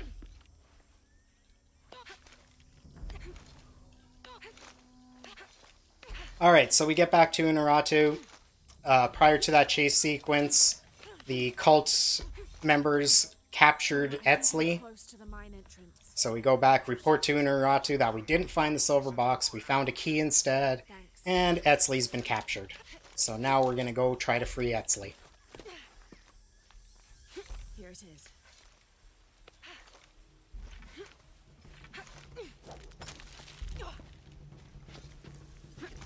As soon as we get to this, we're safe to drop without dying. Need to be careful. Grab some more heals there.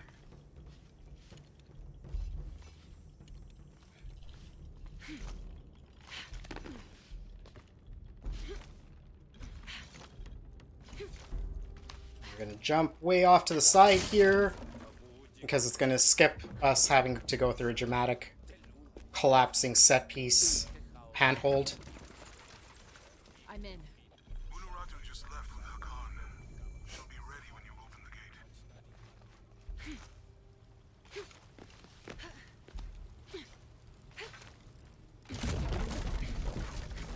gate. Alright, so we're going to skip this first guy, as he's not going to follow us into here. Careful. Kill these two.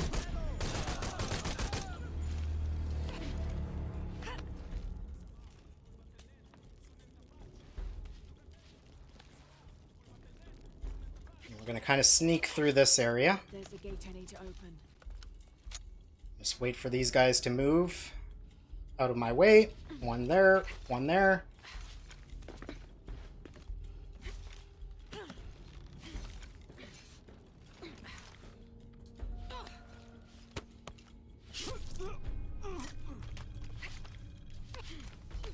And no one else is going to see us, and we're cleared this area.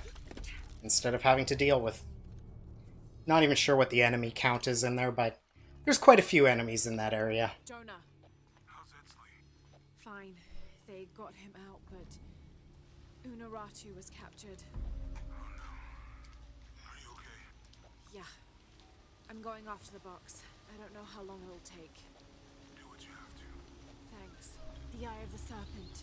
That's it. And Lara's gonna go into a dumb animation on me. There we go. Every now and then she'll try to go into the sideways jump animation when she has nothing to jump to. Little irritating. Okay. We'll drop, get lower on the wall faster. Okay. Now that we're all the way down, we're gonna trust that this trick's gonna work. Yep. Okay.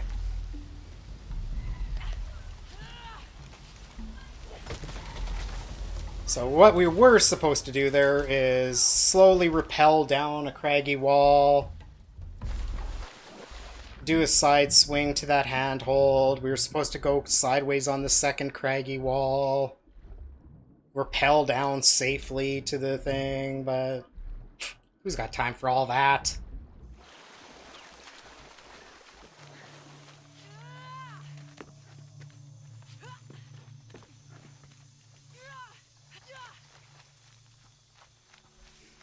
Alright. So, we get a little long pan of the cenote here. We are going to take a zip line down to a campfire. This is the only campfire we're going to hit that isn't forced. There's a temple down there. And we're going to buy Viper's Lure, which is a proximity mine arrow that releases a poison gas. And the owl's meal that we had bought earlier What's Dominguez gonna do? is going to allow us to harvest As long as he needs the box. the beetles that are necessary to craft those type of arrow. So the first beetle is right there. So we're going to collect 6 of those along our route. 4 of them are absolutely necessary for a strat. 2 of them are meant for another arrow that just hopefully makes the final fight a little safer.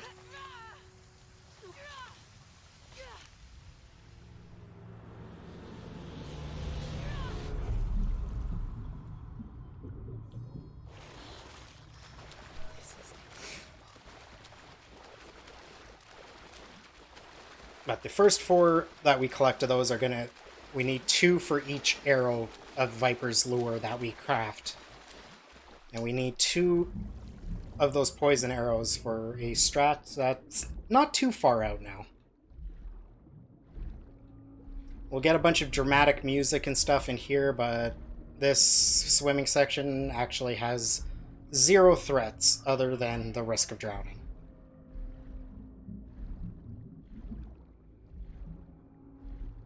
But because we take a nice straight path through here, and the other side's right here, there ain't no risk of drowning. Again, skipping all the traps, we just jump right over the rope. Up there. And this was one of my favorite sections of the game casually. I feel like they did the atmosphere in here really well. If you don't get distracted with the side stuff and just go through and just enjoy the atmosphere and the setup, I feel like this area was really well executed. They drop the music at proper times. A couple little spooks here and there.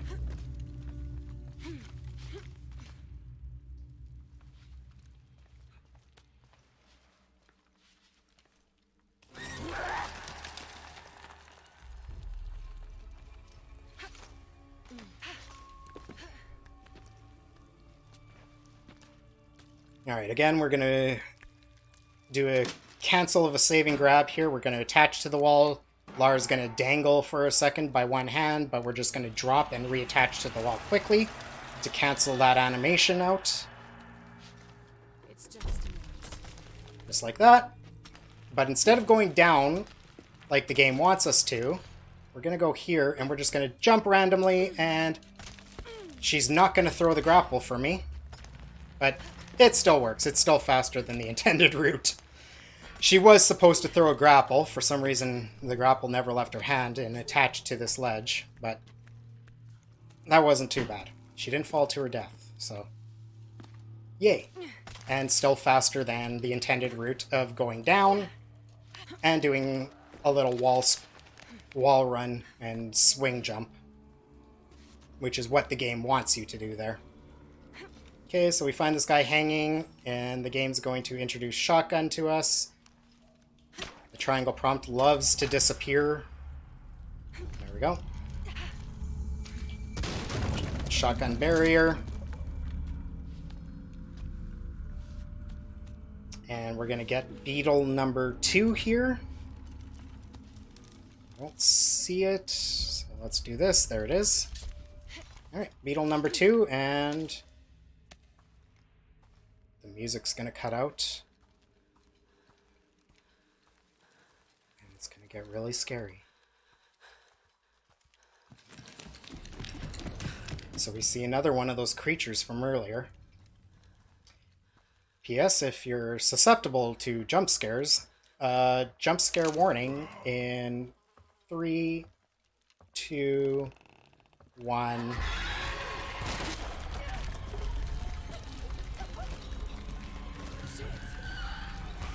Alright, hopefully I can execute this. Oh, you didn't die. Which is fine. It didn't cost us too much time. Wait for the second one to show up. Shoot the barrel. Reload. We got 1. And then 2. I don't like your positioning. I hit the barrel. Oh well. That's unfortunate. That does make the end part of the strat a little harder, but we're fine. Headshot the 2 archers. This guy comes around here. Jump here. This one comes out.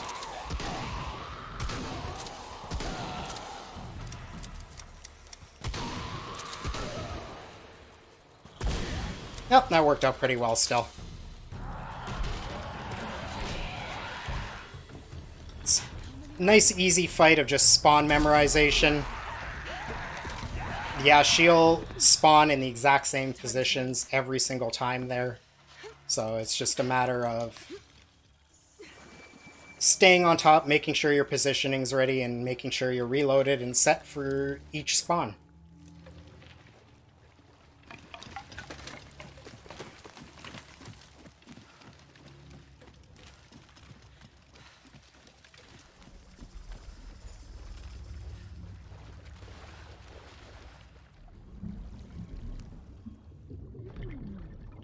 Some more little environmental puzzle things.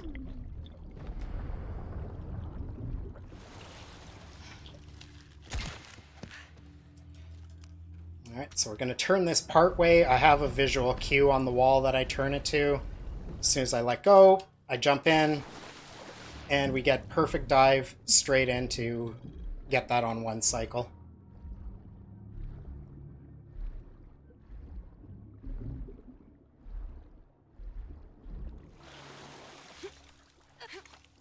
Again, skipping traps. And these enemies. Well, enemy. I think the game implies there's more than one here, but we only deal with 1. And we're just going to drop straight into here. The game implies that you should be taking the craggy wall there and rappelling down, but if you do that, you get this long cinematic of her scouting out the area. So we can just drop down the hole and skip it. Barrel gets rid of that guy. And we got this one. Got 1 more come down the stairs. Back to the pistol. One's going to come out the wall here, right next to the barrel. Alright.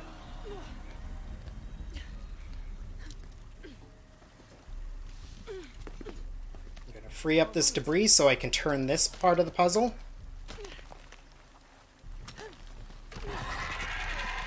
This guy's going to slap the ground, then we're going to shotgun him, and he should hopefully fall, but he's not going to. Unfortunate.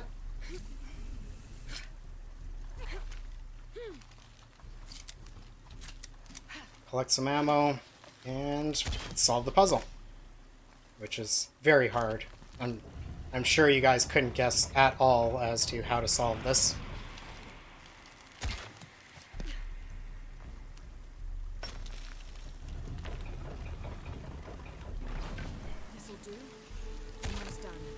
As soon as the last one's in place, it'll trip a cutscene that we can actually skip.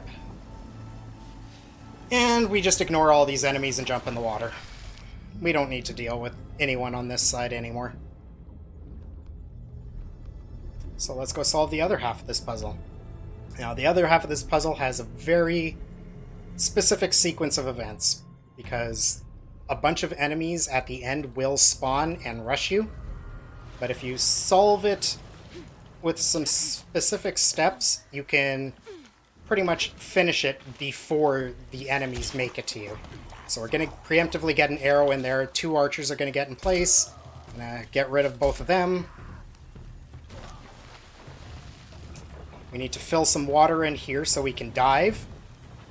Which, as soon as Laura says good, is enough. We're going to preemptively get an arrow into this side, so once we're done with everything, we can turn it immediately. Free it up so it can turn. And then we're going to come out of the water. There's going to be 2 Yashiel right in our way. We're going to shotgun both of them. There's going to be an archer, and we're going to shoot a barrel that's next to him to get rid of him, and avoid the rest of the spawns past that. You are still alive. And I missed that shot, but we're fine. So a bunch of spawns are coming in to rush us right now, but because the puzzle's done, we don't have to deal with them.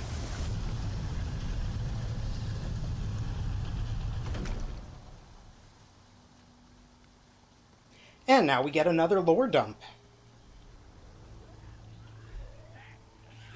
So I already used the name Yashiel, but this is where we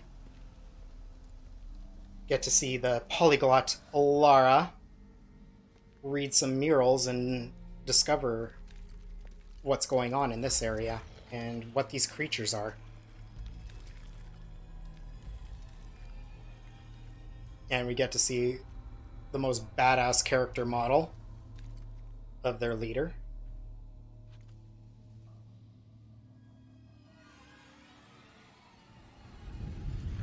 I mean, doesn't she look awesome? Honestly. They didn't enter.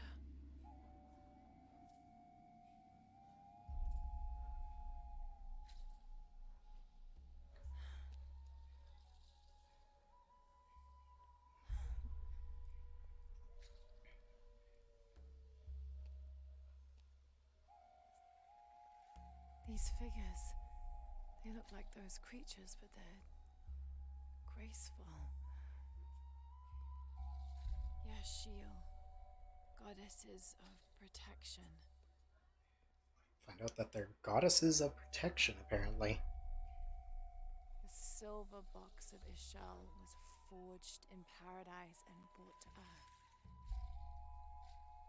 Did those creatures make the box? Neither false gods nor zealots shall be allowed to pass. They're protecting it. Is that why they fought me so viciously? Here they keep the box until the sun's renewal. Here. It has to be here.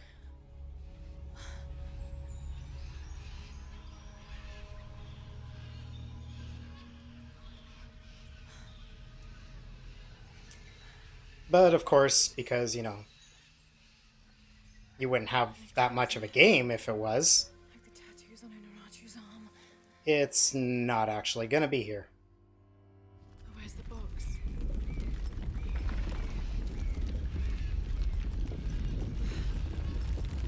Oh no, a full shock.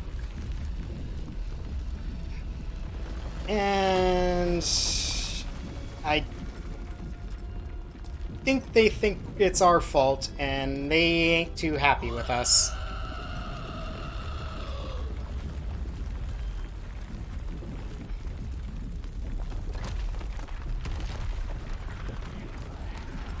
Jack shall be angry. Alright, now we just have to run the hell away from them. Because they are not happy with us right now.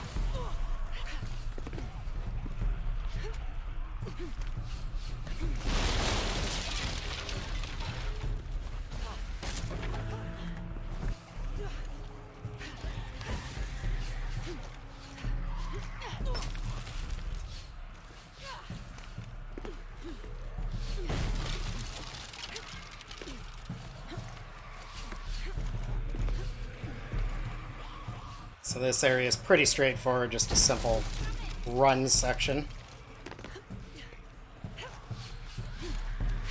Although I did have a run where the game decided to kill me for no reason right here. Tripped the cutscene and then it put me into a kill animation. I don't know why. But thankfully that's only been one time ever.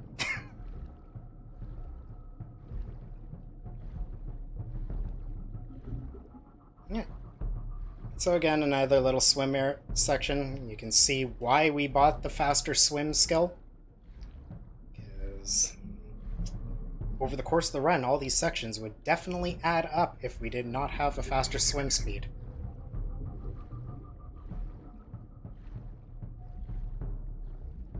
Alright, here we're going to stick a little on the right side because Lara loves to get caught on nothing on the left side. Finally, I made it.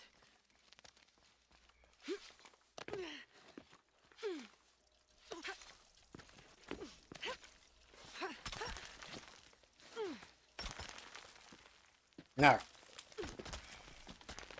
some pretty safe jumps to start with.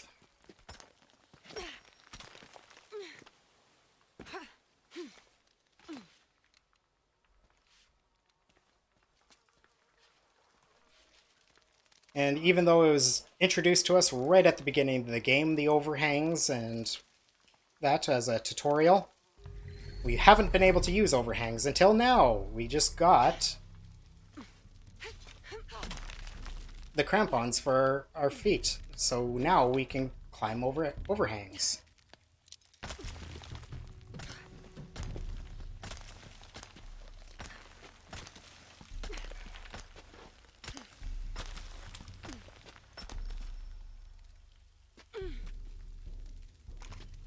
So we skipped half the wall by just jumping at it and throwing the grapple to the overhang instead of actually taking the wall up to the overhang.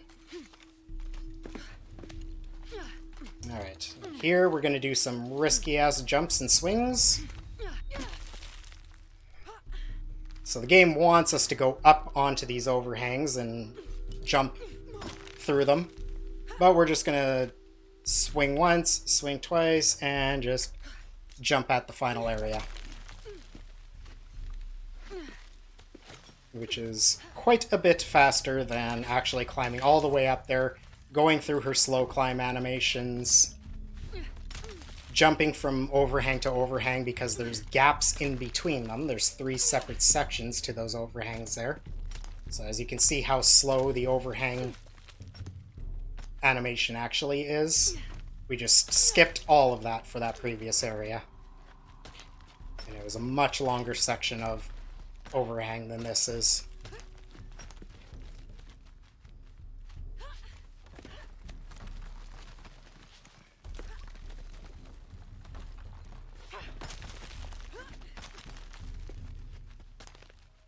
I'll have to jump. There's no other way. Throw the grapple a little late there because her climb up the rope is a little slow, so the less amount of rope she has to make it up, the better.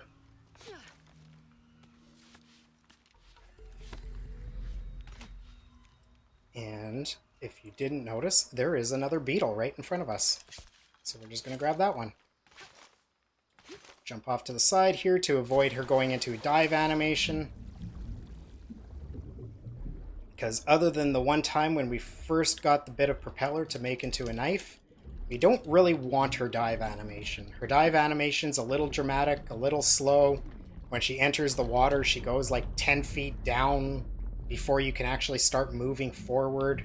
So we tend to try to avoid those, so we can move forward immediately after breaking the surface. And if you hold the dive button as she drops into the water, she stays underwater and you don't have to dive down anyway.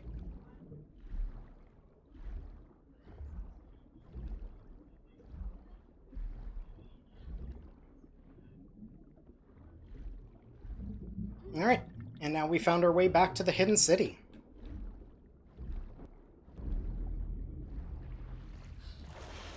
And Lara's gonna get stuck on things for some reason. And this is a weapon-free zone, so every time you leave and enter this area, yeah, we have to go through this stupid animation of her either pulling her guns out or putting them away.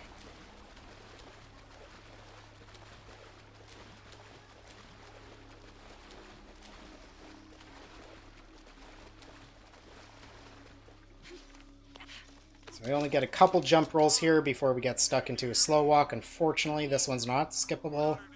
But fortunately, it also lasts very short.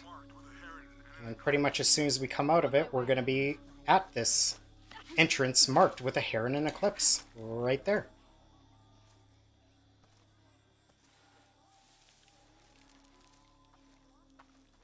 So now we're on the run, hiding from the cult, because apparently they can't find this very obvious cave in the middle of the city that's literally feet away from her original spot.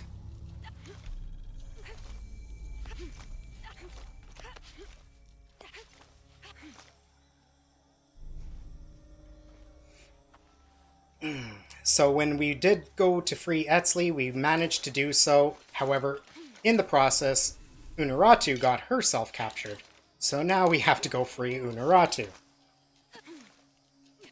Apparently, the family's favorite pastime is to get captured by the cult.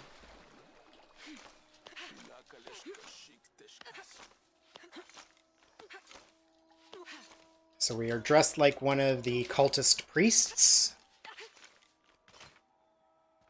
which is going to allow all the guards to apparently not be able to tell that some Caucasian lady is just jumping around through their temple. Soldiers, far more rebels than cultists.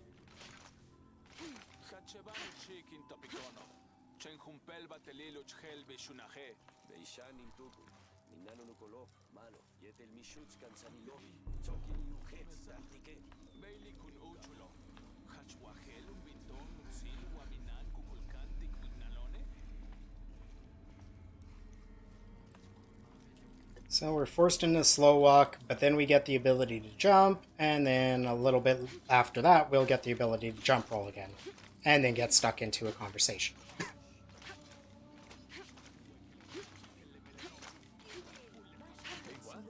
However, when we get stuck into that conversation, if you look off, there will be a couple children sitting off to our right, and one's just going to come out of the sky and drop in. Your serpent guard disguise is good.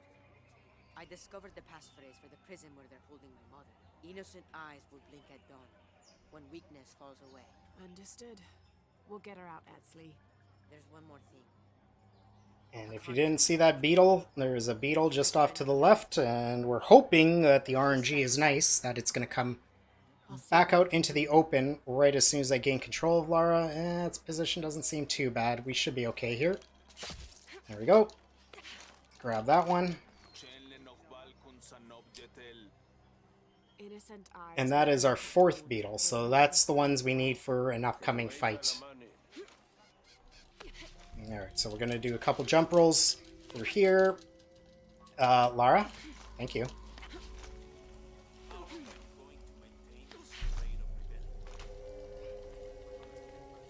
Amaro, remember who you are. I am one of you. Yeah.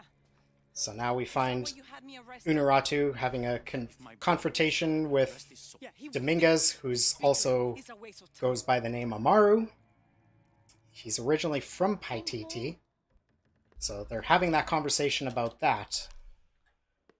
They're arguing about the goals and how to properly take care and protect Paititi. And Dominguez isn't having any of it. He has his own goals, and he just has her taken back to her cell. So we're going to go free her. We did a reload checkpoint there to skip another slow walk radio convo with Jonah, which doesn't make us miss much. Basically just Lara updating Jonah on what's going on and that she's gonna go free Unuratu.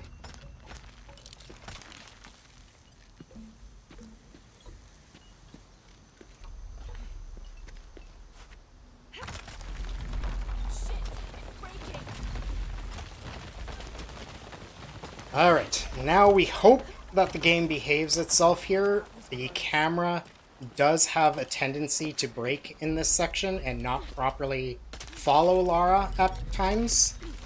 And I think we might got a broken camera, so... Yep, we got broken camera. I'm gonna give it one more swing for safety. Okay, we're fine. That jump always makes me nervous when the camera's not properly following her there.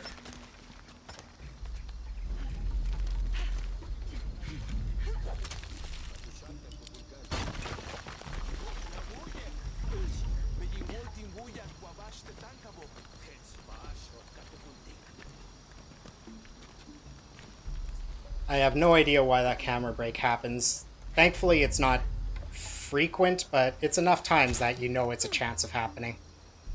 Generally, can tell by a little bit of motion in it prior to rappelling down when it's going to happen, so you can kind of mentally prepare for having to deal with it.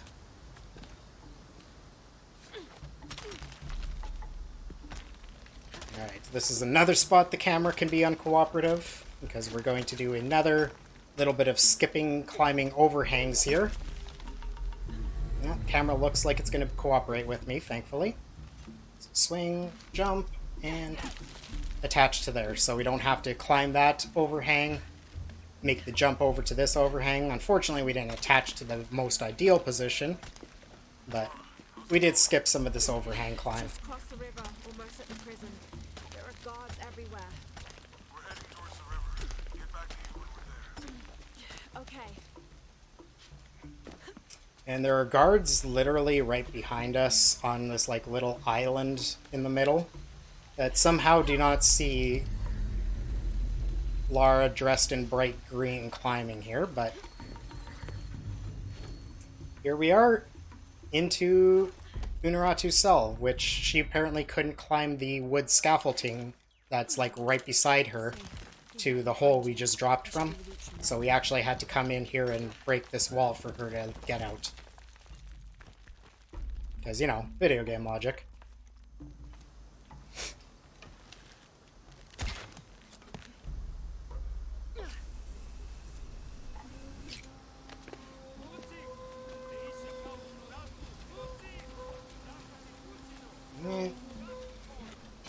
Couple scripted takedowns here.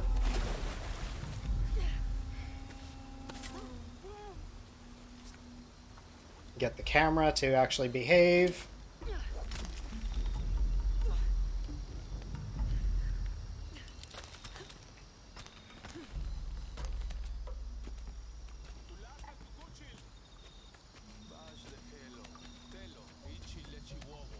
And again.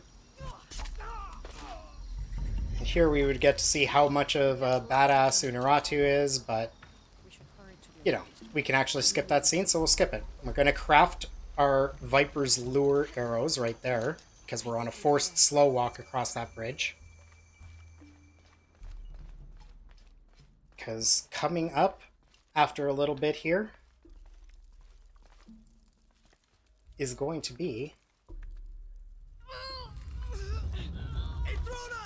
the fight we need those for. But of course, first we're going to have yet another little bit of a lore dump, an unskippable cutscene. It's going to give us some information on the ritual that the key, which was the dagger from the beginning of the game, and the silver box that we've been on the hunt since we've arrived, Take this key. are for. And all about. Come. I want to show you something. So Unuratu is going to explain the whole Eclipse is coming. ritual. Here, the box must be opened. Temptation of the box is so powerful, it will pull me toward it and tempt me with a fantasy, an easy way to solve our problems. But it will only show me my strongest, most secret desires. I have prepared my whole life to resist it. Amaru has not yet seen the box, but already its power corrupts his mind. Paititi is its people, and can only survive by our will together. So, if Amaru remakes Paititi his way, it's like he destroys it. Yes. We face many threats from the outside, but risk is a part of life. We must confront it to remain true to ourselves. How do you know you'll be able to resist the power once you have it? I don't. But if my training fails me, the Crimson Fire will guide me and hold me to my promise. We should go. All right. So we got a little bit of insight on the silver box It is my and destiny. It's how it connected relates the to sacrifice of Kukulkan. everything here. It basically is going to give them the power to remake the world in their vision, which, with proper guidance, should be to uphold and keep everything healthy and to their traditions. But Amaru wants to, slash Dominguez, wants to recreate it and make it more powerful and strong and be able to fight anything and everything from the outside world. Almost desperate. I would not call them creatures. They're more than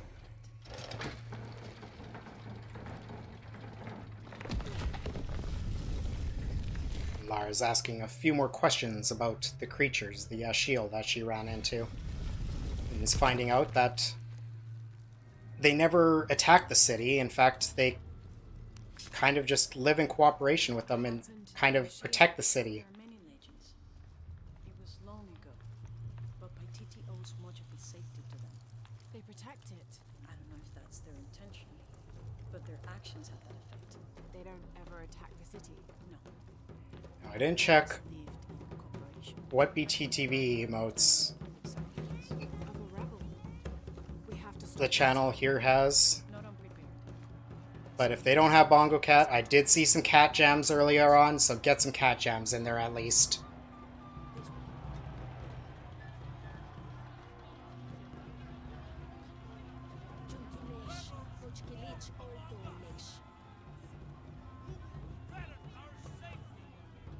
Preservation! Their leader! Betrayal! That your fallen queen is in my custody. But it is not too late to save her.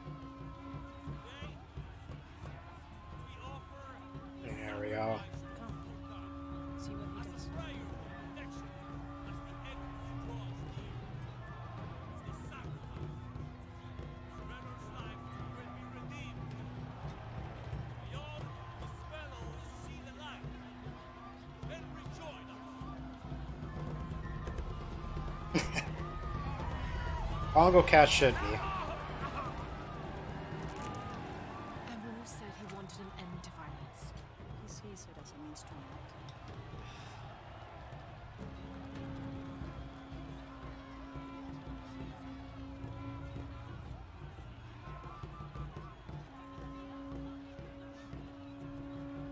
end. Alright, so unfortunately there's a little bit of a slow walk through this crowd. There was some dialogue at the beginning that the crowd could turn on you at any moment. It can't. I am one of those gamers, when I played through this the first time, I tried to get the crowd to do something. They are afraid. All you do is slow down the section by not following her. The crowd will not turn on you. The tomb is beyond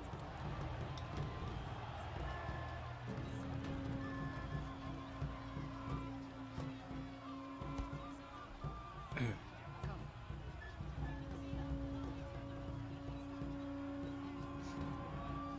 But here we go.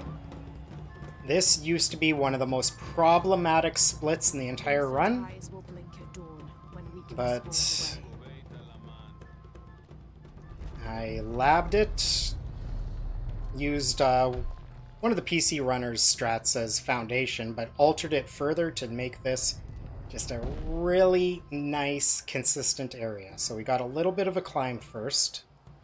The tomb is up there, and that statue. We're going to do a jump roll here to skip the trigger for a radio convo. Jonah, we're close to the Emperor's tomb. There we go. So the radio convo still happens, but we're not stuck in a slow walk and having to wait for it to end before we could go up that little wall there. So we're just going to climb up to the Emperor's tomb here to find our next bit of information.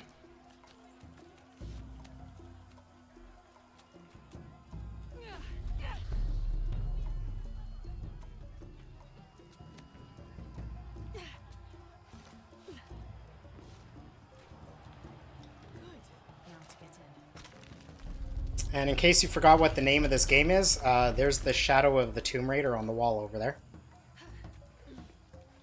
That looks like my way in. Yes, I know, that was hilarious. Alright. So now we're going to get through here Trinity soldiers are going to ambush, and unfortunately, while trying to hold her ground, Unuratu is going to get shot. And now we have to fight our way out of here. So there are 12 enemies here.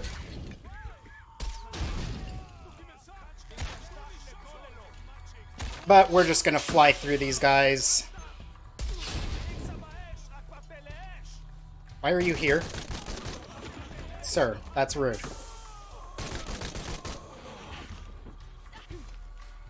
And that's 12 guys right there. Jonah, where are you? I'm down by the dock. I see you. Hey, just about ready to go. On my way.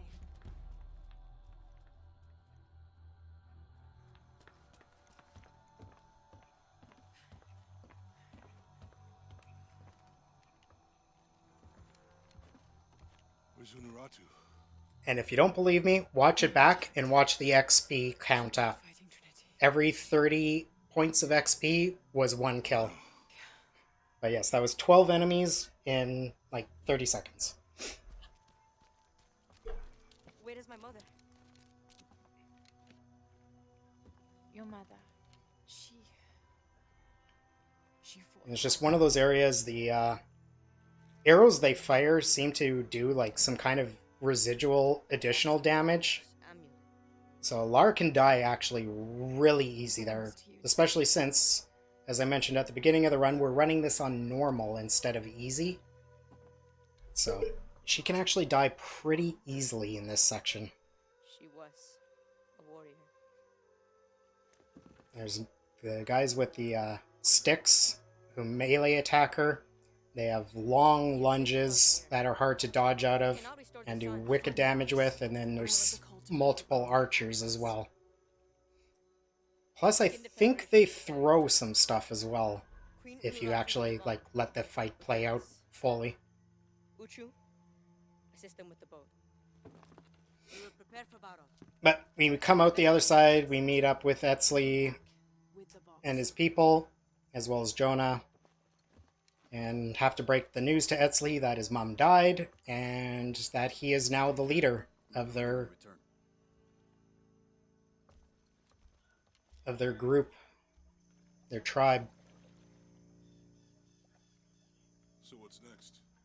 We'll head back to Quack. And now Lara and Regroup and take Jonah set out with all the information they have to try and piece together all the clues they have and figure out what their next step is.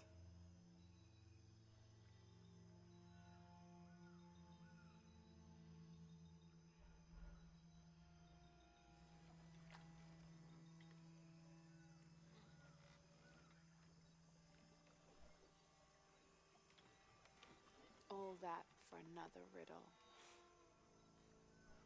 What did it say? The heart of the serpent is in the cup near the many stone faces. Heart of the serpent is in the cup near the many stone faces.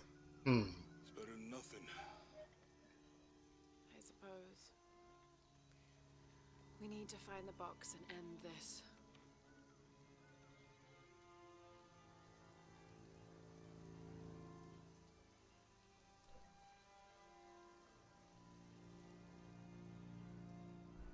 And in comes Lara's favorite kind of vehicle ever. And here comes her catchphrase.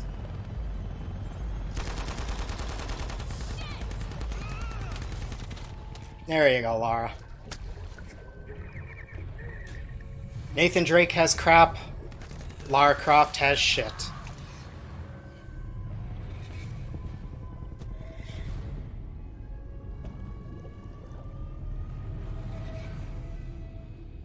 Now, we're going into some of my favorite sections casually. This, in my opinion, is forced stealth done right in a video game. However, screw that noise, we're in a speed run, so we're not actually going to kill these guys. We're just going to like be on our merry way, roll around here. This guy's not going to see us, and we're just going to jump up. Skip that first group. Because in that crash there, we lost our gear again, so... Fine, Lara. We're spread out way too goddamn thin for that. This was a research operation. Let's just spread And again, we're going to skip this group. Because, you know, speedrun. As fun as the stealth is here, you know, let's just skip it all. Reload checkpoint's going to skip a animation of her looking at some rocks crumbling and stuff like that, and push us ready to just jump for this ledge. Status. Cardinal 2, all clear. What's going on, Commander? We got hit by a force shot. Cabin team, all clear, sir. This is Cardinal 2. I've got force shock damage in Juliet 3. A rock slides another tertiary pumping platform. No fire. Follow trees and block the access road to Kilo 2. Hello, Lara. And Who is this? we're going to have the radio glitch out into Lara's hand. Interesting. Commander Rourke. You've been I've had that before, but it's very rare, so enjoy the treat. But we're going to reset the checkpoint there because it's going to skip the rest of that convo and allow us to get a couple jumps here to move a little quicker. forward outpost. Croft is moving into your area. Find her. Crossed it right through the guy. Gonna wait for these two guys to move a bit. And jump, jump, roll. And stab this guy. And be on our merry way. So if any of you are Looney Tunes fans and remember Ralph Sheepdog and Sam Wolf from Looney Tunes,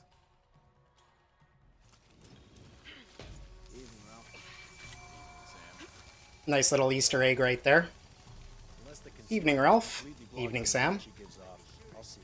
Alright, and did you guys... Oh my god, Lara. This might go wrong. She's not crafting either. That's bad. Okay. We should be okay. She didn't want to grab the jerry can for me. But yeah, in case you guys didn't know, explosions are stealthy.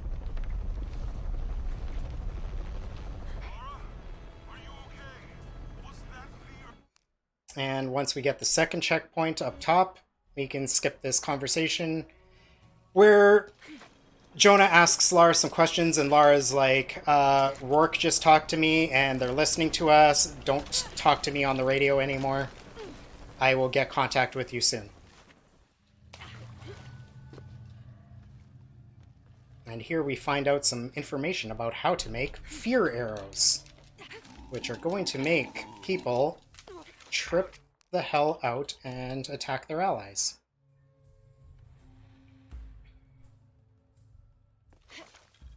Just gonna go up this tree, and we're gonna shoot one of those fear arrows into this gentleman.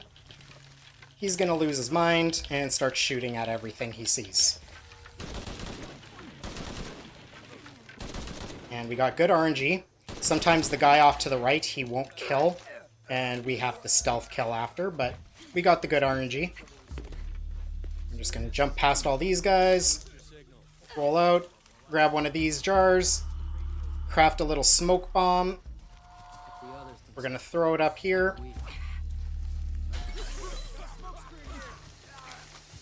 And we're just gonna jump through there instead of squeezing through. And by jumping through there, we're skipping yet another radio conversation here, where Rourke is going to tell us that they've captured Jonah. And they've killed him, and if we want to find his body, it's at the oil refinery that we're approaching right here. So, Jonah's been captured and killed by Commander Rourke, who interrupted us earlier. And unfortunately, out of all the cutscenes we have to watch in this, there's one coming up that we don't get to watch. I encourage you, if you have not played the game, but don't necessarily think you're going to get around to playing the game, to at least go watch this cutscene, because Lara goes full badass killer mode. She falls into the water here. There's oil on fire on top of the water. She just comes out of the water on a mission. You killed my best friend. I'm gonna kill every last one of you.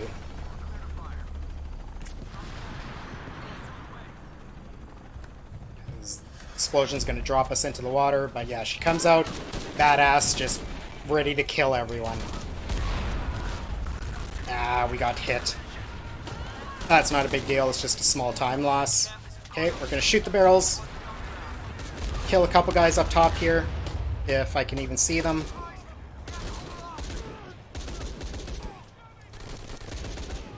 Collect some ammo, and now all we have to do is shoot 3 barrels. And Lara's gonna break and stand up, because why wouldn't things break in a speedrun? So we just have to wait for some explosions, shoot 3 barrels.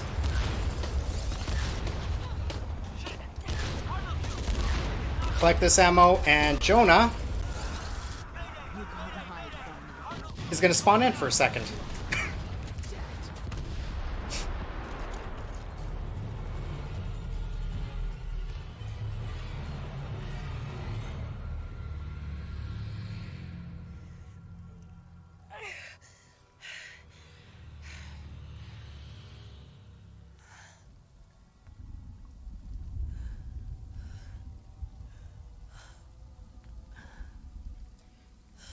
So Lars killed all the Trinity guys.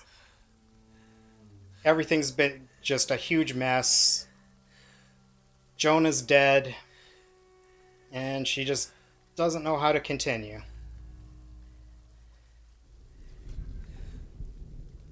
But wait. Rourke was just trying to mess with her mind. They didn't actually have Jonah captured.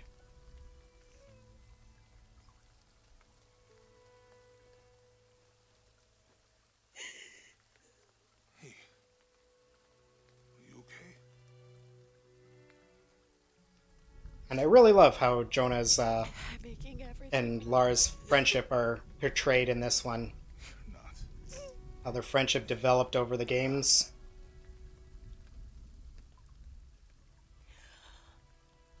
Jonah, being a really good friend, knows exactly what Lara needs here to continue.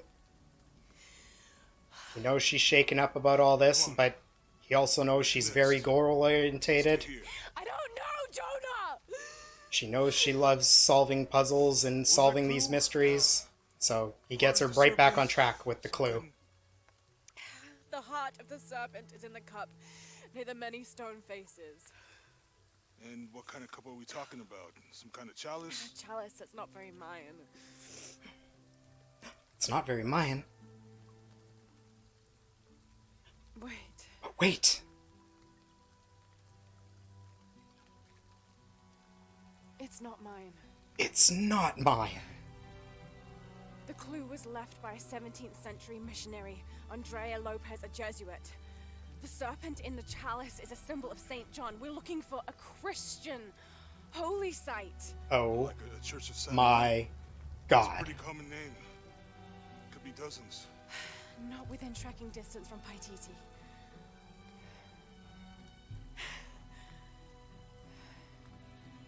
Come on, the road is this way. We'll get out of here. Talk to some Cannot believe it.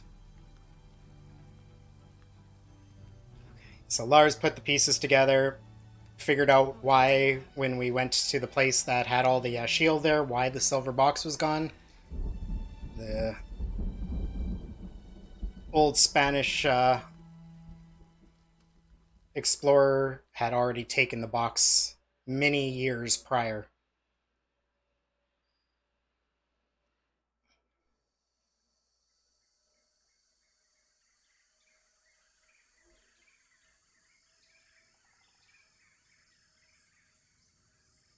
And oh look, many stone faces.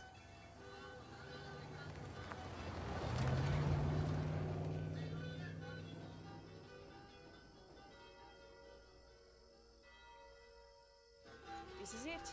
Church of San Juan.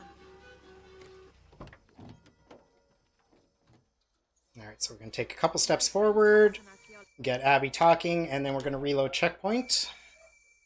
And what this one's going to do for us is allow us to have full movement speed for most of the ground we need to cover here, instead of being forced into, oh my, it did not work. Okay, well, we were trying to avoid this slow walk, but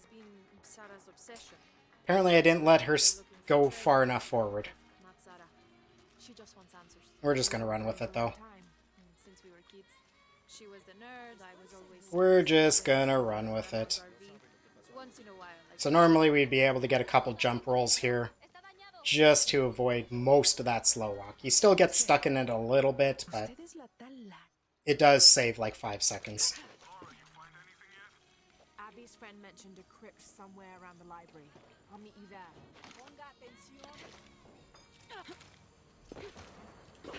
So we speak to Abby's friend, who's an archaeologist in the area, and she talks about a crypt.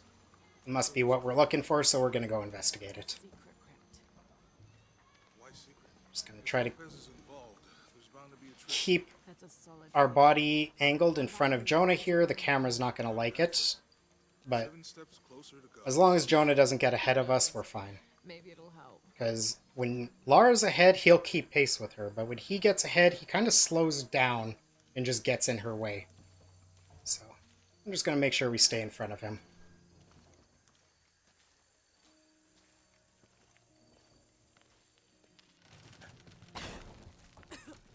Alright, so we found this library. And, of course, we're totally not going to break things. We're restoring the original, remember? And under his wings you may seek refuge. Under his wings. Get some more clues. They're talking about funds allocated for renovations to the library.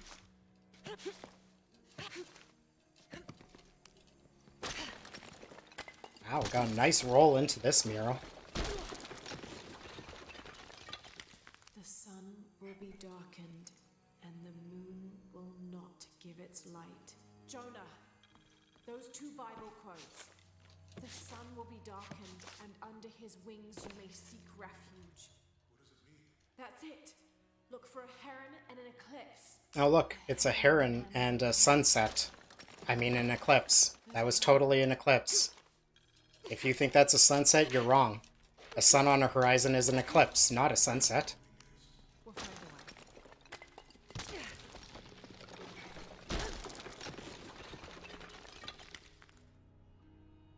Found something?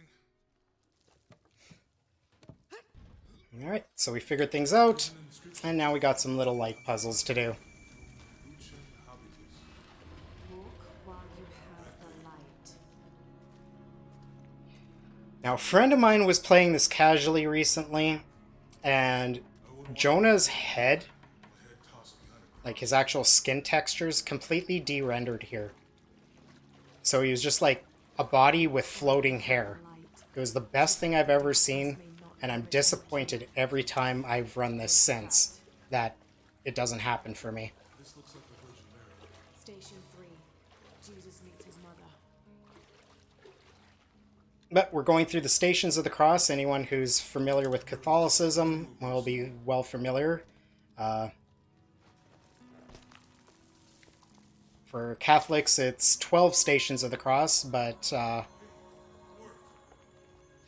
the system they're using here is a 7 station, I believe it is. So this was Jesus meets his mother.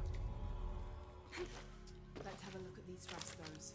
The next station here is the cloth being offered up to him to clean his face while he's carrying the cross. I'll get it. So we light up that correct thing. There you can see a cloth being handed to him on the mural. The pamphlet Jonah's talking about is actually in your inventory to help you solve this puzzle. Jesus falls the second time. Station 5, Jesus falls a second time. And Jonah is going to stop and then teleport. So they basically keep Jonah there not moving, so he's not directly in your camera as you're moving forward in that tight area. And then he teleports forward for the cutscene trigger. But if you turn the camera back at him, you can just watch all those hidden things on the game.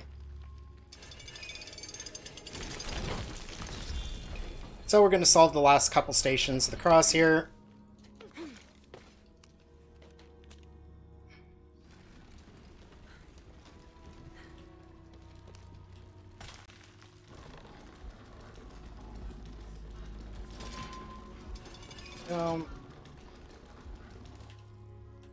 Game? Hello?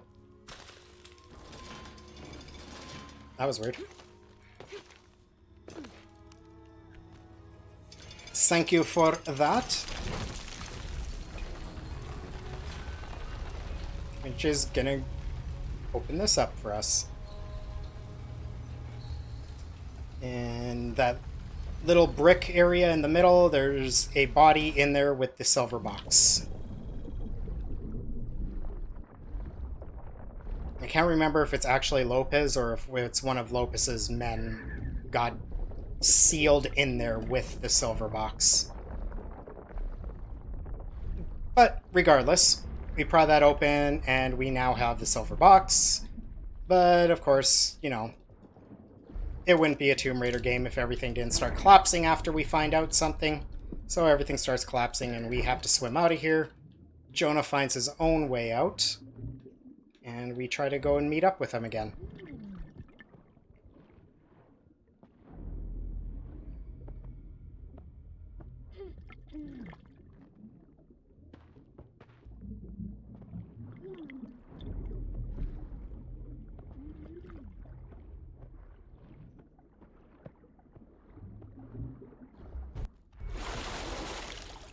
So now we get a couple cutscenes.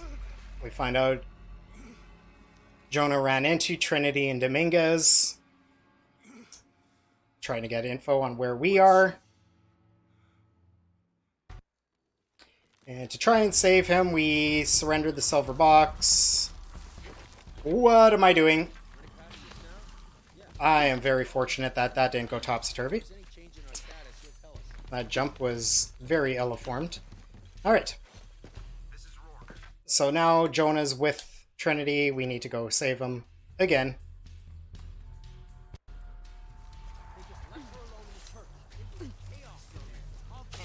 She's damn good. I'll give her that. Yeah. And if we don't find her before she finds us, Game, let me craft, please. Thank you.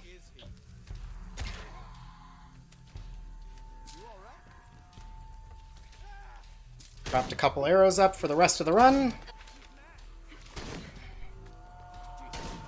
And while that guy's tripping out, we just slip out before anyone else notices us. you heard the commander. Let's go hunting. Again, Trinity soldiers aren't the brightest. Don't have the best vision, apparently. So, these guys right here, they're looking pretty menacing, but we're just going to roll right past his ankles. Totally not going to see that.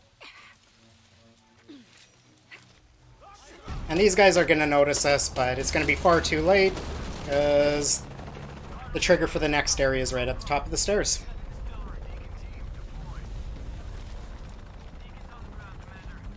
So we got a nice little fight here. We're going to shoot a barrel up top, craft another explosive jerry can, and then shoot the last couple remaining guys. So, barrel. Oh, this guy survived. That's not good. That's what happens when you miss your first shot. So I'll throw that, turn around, deal with this guy. And then should be just a couple guys left up top. Unfortunately, that does not kill that guy. So we gotta finish him off that way. Oh, is this guy still here? Hey. Sir. There you are.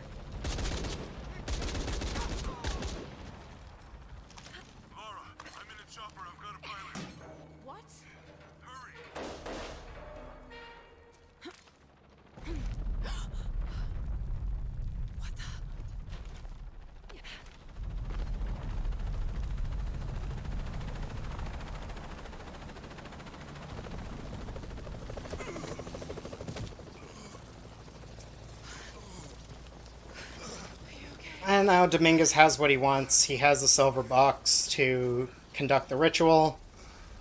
He just threw Jonah out. Doesn't care. And of course, classic movie or game villain style, lets the protagonist live and just goes about his business, because that's always a good plan and a way to ensure that your plans go through without a hitch. What were you thinking? If I was you, it would have worked.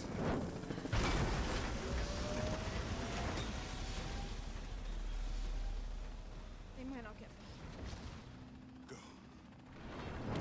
Go, we got this. So we already had our Happy Father's Day earlier in the run.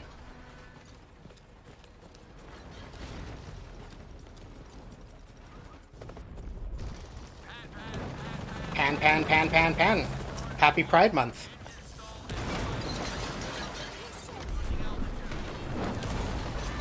Different pan.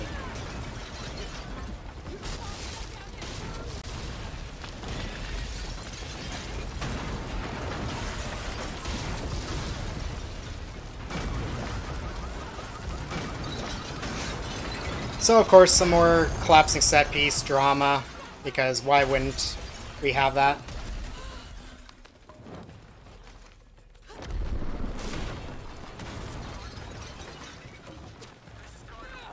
Engine restarted. Rerouting issues.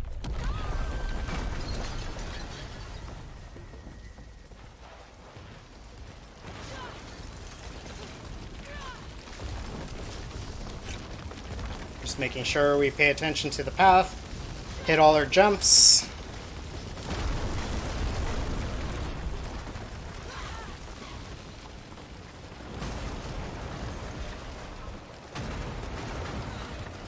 Command, this is Cardinal 1. All systems. Back on course for HQ-7. Only one chance. And there we go. Surprisingly, that area is actually very easy to die in, and some of the checkpoints are kind of rough in it. But once you know the path and you're looking ahead, smart about your jumps, it's not too bad.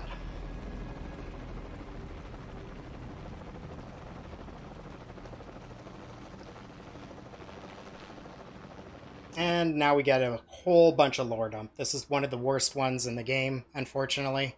Right near the end, we've got about 4.5 minutes of cutscene with like 2 seconds of gameplay going into a prompt in the middle of it.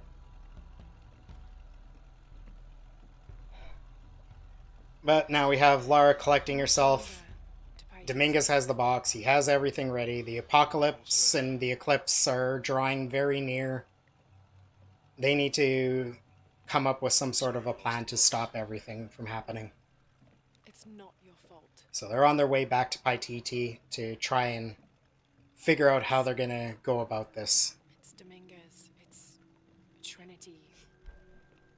All the way back, as far as I can remember, it's always been them. Oh, and totally is like Uncharted 4.5. I mean, Everything could have been different. Uncharted was very much inspired by the old Tomb Raiders, and the new Tomb Raiders were very much inspired by Uncharted. Stop. They kind of inspired each other. All of which inspired heavily by things like Indiana Jones. Which is the next run up, actually, is an Indiana Jones game. So make sure you guys stick around for that after.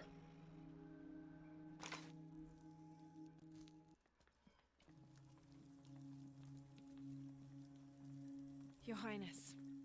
Lara. Where's the box? Amaru has it. But the death of the sun draws near. We'll get it back before he completes a ritual. This will not be easy. We'll have to adjust the plan. Please, take your time to prepare yourself. We'll gather intelligence and fighters. Thank you.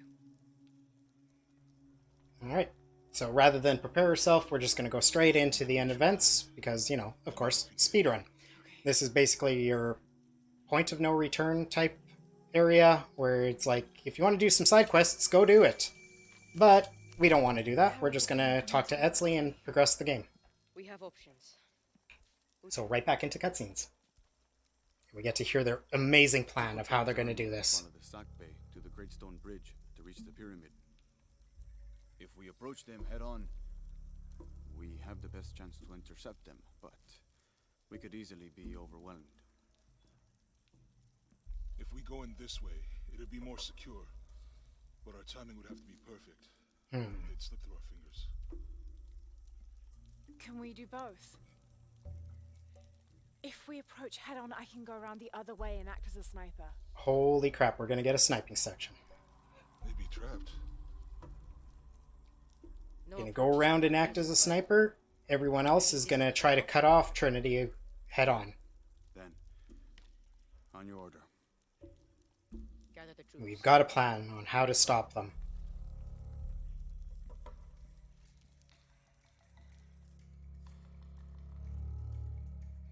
Now we have to say our goodbyes, of course, before we can actually execute this plan. This is where we part. Your path lies that way. Lara, I want you to have this. For luck. Etzli, I can't. After today, the eclipse will no longer represent us. We keep the sun, but you remove the shadow. Thank you.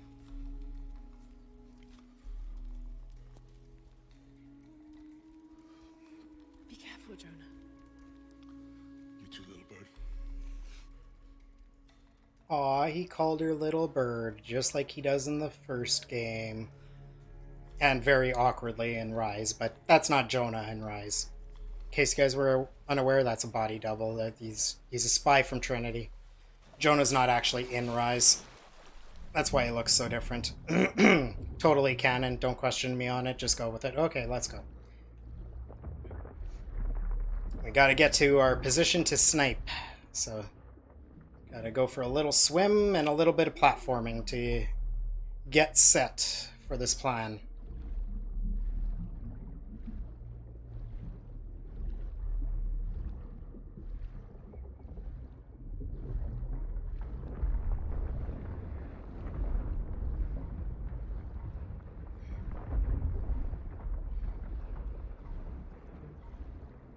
And much like some of the previous swimming sections, right here we've got a checkpoint.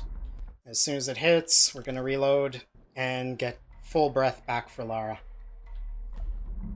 We could take a breath off the hole there, but the load time on the reload checkpoint, even when your RTA is about the same, plus you can reload checkpoint before you actually get to the hole, and it places her a little bit past the breathing hole, so it's slightly better even on console to do the reload checkpoint than it is to actually take the breath.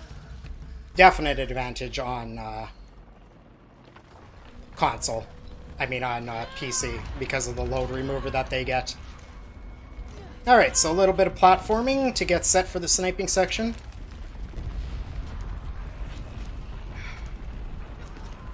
Because it wouldn't be a Tomb Raider game without an epic climb at the end of the game.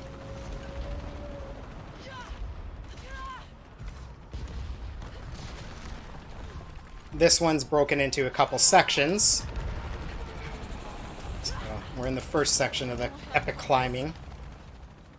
I think this one's broken into like 3 separate sections of climbing. Whereas the previous games are just basically one climb. One long climb.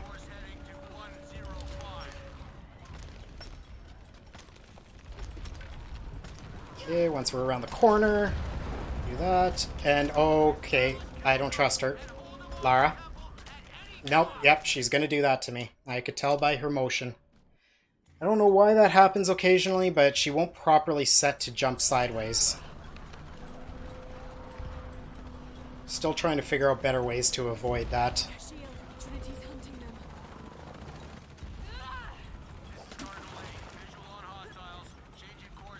Marathon luck, you know, of course, it's rare, but it has to happen during this run.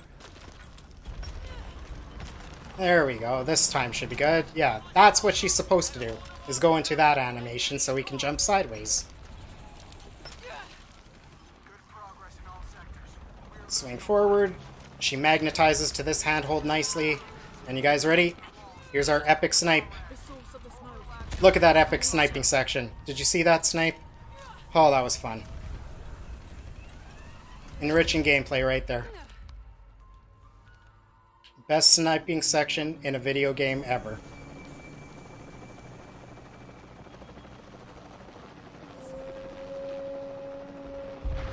But we just had a little cutscene. We run into the Crimson Fire, which is a bunch of red smoke happening from Shaq Shell, who's getting ready for her part of the ritual. Because she's the one that's supposed to keep them on task with the Ashiel. And we have made our presence known that we're on their side. So we are taking what would have been Unuratu's role in the ritual. And they're now on our side. So we made a bunch of new friends.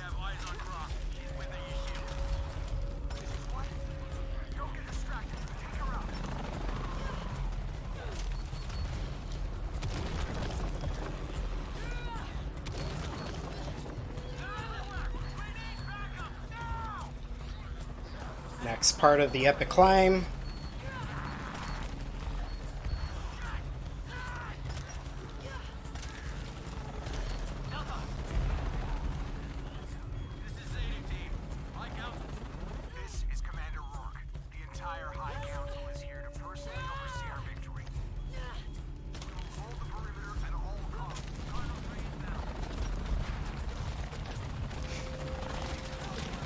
This is one of the walls that you can do jump climbing on. However, because it's on a curve and that, it's risky as hell, and I prefer to take it safe. Even on attempts for top of the leaderboard, I still prefer to take that spot safe. You're not saving enough time for how risky it is. But hopefully we get this. Oh, we're not going to get the Shaq Shell teleport. She's actually going to have an animation. But sometimes she doesn't actually crawl to the one rock there. She'll just teleport to position. He's inside the temple. We're so close. So here we're going to run into Dominguez. And he's going to sick all the Trinity soldiers on us to try and stop us while he goes and performs the ritual. Which, of course, you know, being a video game protagonist, is not going to work out that way he wants it. We're going to fight our way through and get up there anyway. So, let's fight our way through and get the way up there. So, we don't actually have to kill everyone here. Why is that guy running way back there? That's not good. This kind of ruined that. There we go. Okay, we should be okay. This should still work okay. That guy's gonna drop down. We just need to kill this one last guy. Everyone else we don't have to kill. We're just gonna move forward. And it's gonna trip the cutscene. Okay, we're gonna quickly make sure that our rifle's reloaded. Unfortunately, I don't have a lot of ammo, which is unfortunate. Missed a few too many shots earlier on. And now we basically hope that the final fight cooperates with us.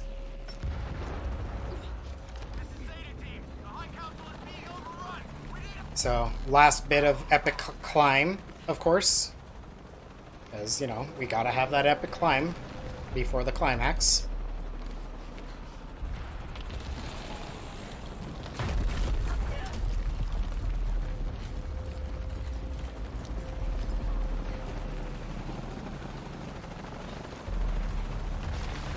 Little bit of spin from Lara there. Some style points.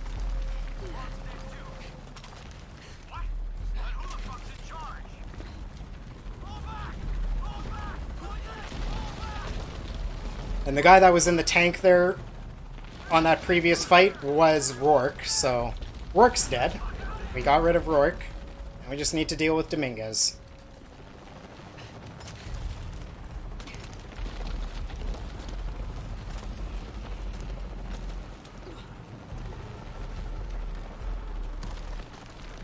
Again, canceling out a saving grab. Jump.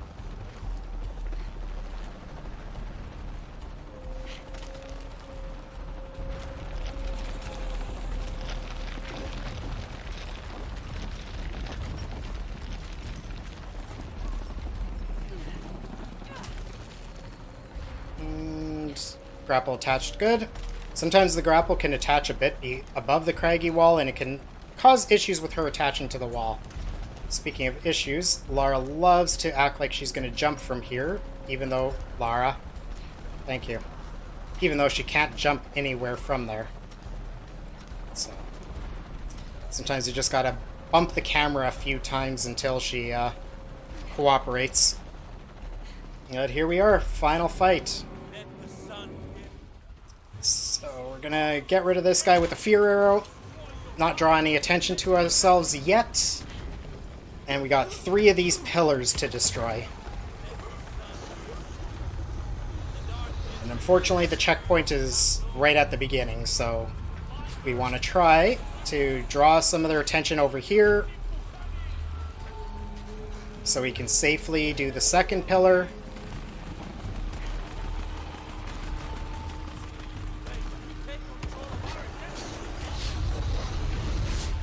Bit of a stagger there, which is okay. Grab this ammo. Okay, that's gonna kill that guy, which hopefully should give us a long enough window to get this pillar. There we go. So that gets us the checkpoint. Now the bulk of this fight, we're going to use melee attacks to cancel out Dominguez's attacks and get some spam on him for each phase. Hopefully it cooperates. The ads in this fight can definitely be problematic. That was not a good start, but we should be fine. Okay. There goes stab 1.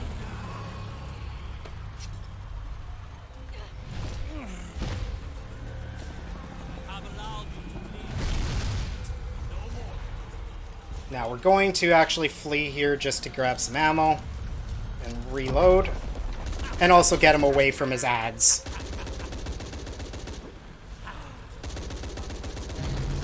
Okay, perfect.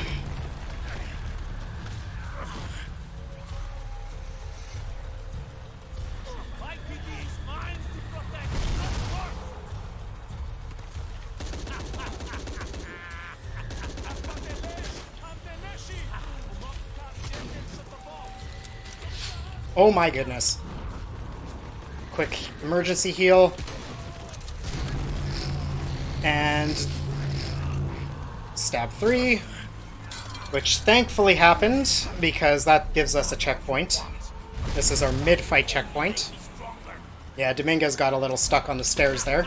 We're gonna get one shot on him, and now we're actually gonna just leave because I want a bit more ammo here and reload the rifle.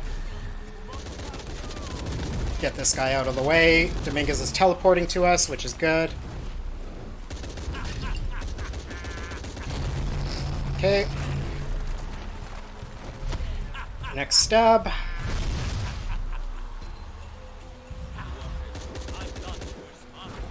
Hopefully these guys don't mess with us too much. Nope, we're gonna have to bail for a second for safety. These ads, like I said, can be very irritating here. Oh my, yeah, I need some color back and I don't have heals. So we're gonna let him come to us. There we go. And time. Sorry I didn't give you a warning there, Matt. But there's time.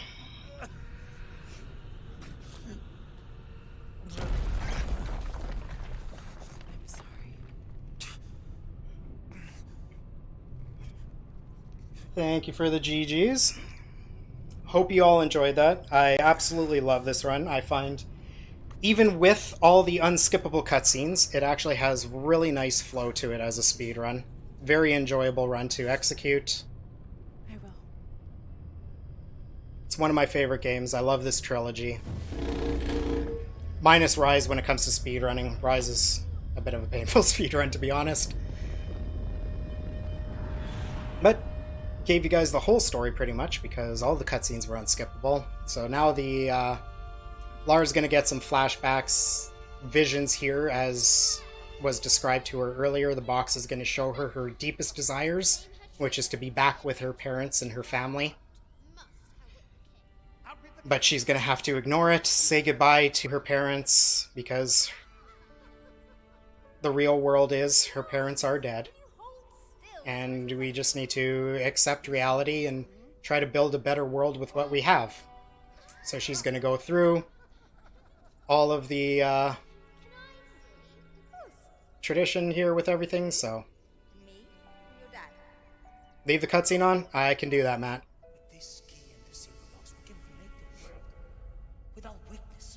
So yeah, you guys will get to see all the ending scene here. What would you do? My brave girl, who is not I don't have the stream open. What was time anyway?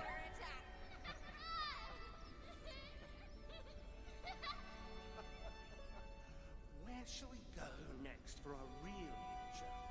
I hear Sub 255 is a pretty solid run. My PB for second place currently is a 253.33. So that's actually pretty damn close to PB. You do? Hawaii! Oh yes, yes, that could be really nice. Well, in that case, Goodbye, Mum. Goodbye, Dad. No. You're my research assistant. oh yes, you're quite right. I was sorry, but I'm almost back myself. I request that you bring me to the museum. Well, I think that can be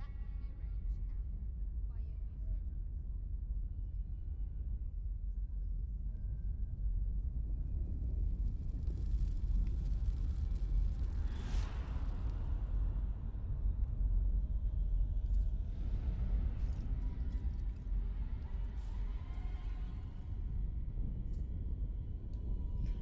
Unfortunately, I don't have enough slots for all my emotes to be available for all my subs, but When the catastrophes come, the god Kukulkan must be sacrificed to we need to get powers. Shaq Shell into Otherwise the world chat. dies. Sacrifice a god? There you guys go.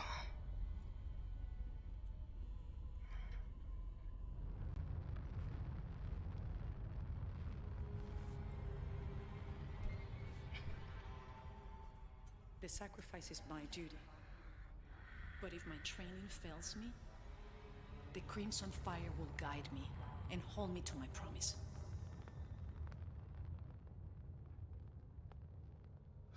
I like this world. It's not perfect. But everything I love now is in it. After today, the eclipse will no longer represent us. We keep the sun, but you remove the shadow. Protect Baiti. Please. Please, Lara. I will. Lara has no idea what's going to happen here, but she's just accepting her role.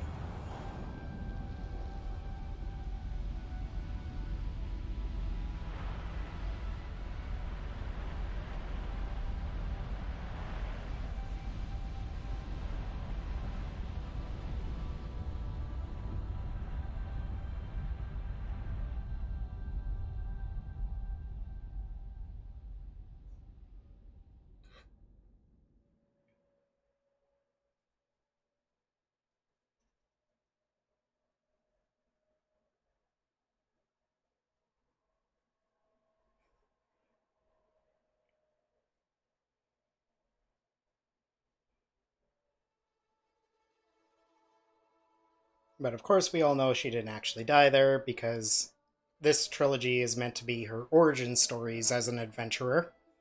My mother, a warrior, a rebel, a queen.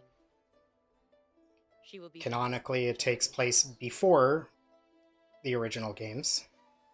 I miss you.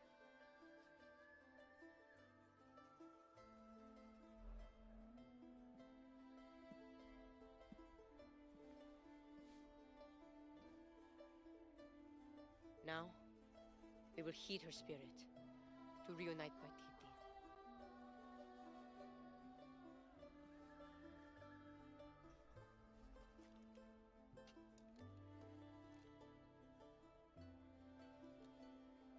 Thank you.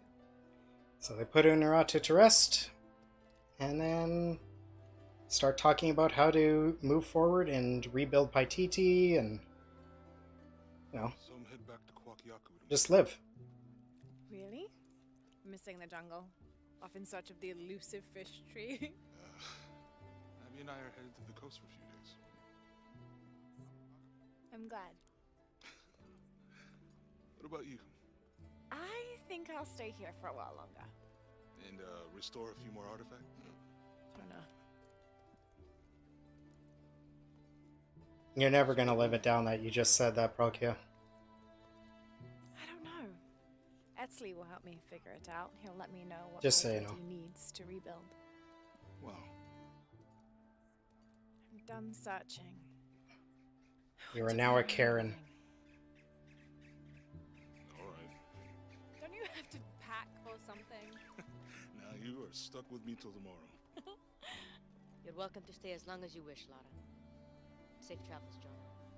Once Paititi is restored, perhaps I can join you and learn more about the world beyond Paititi. Anytime. You just say the word. You too, Uchu? If he wants to. So, Jonah, Lara tells me you have a girlfriend. We will come to the wedding.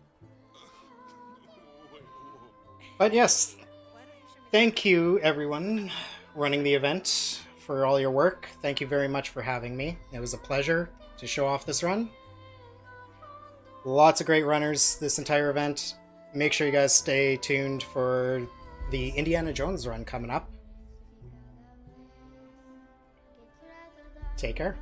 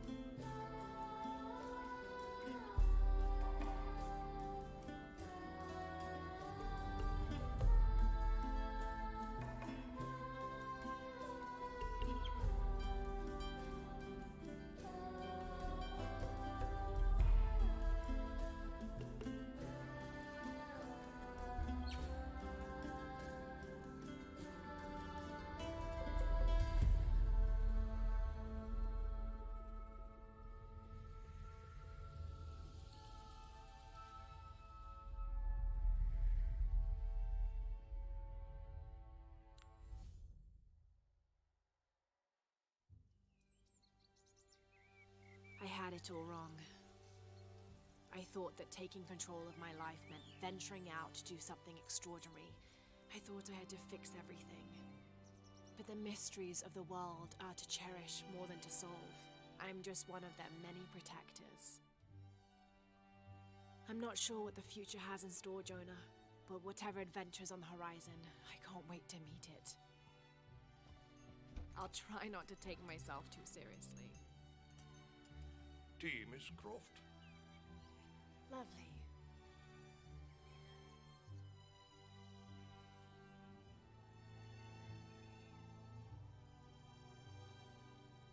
for now, it just feels good to be home.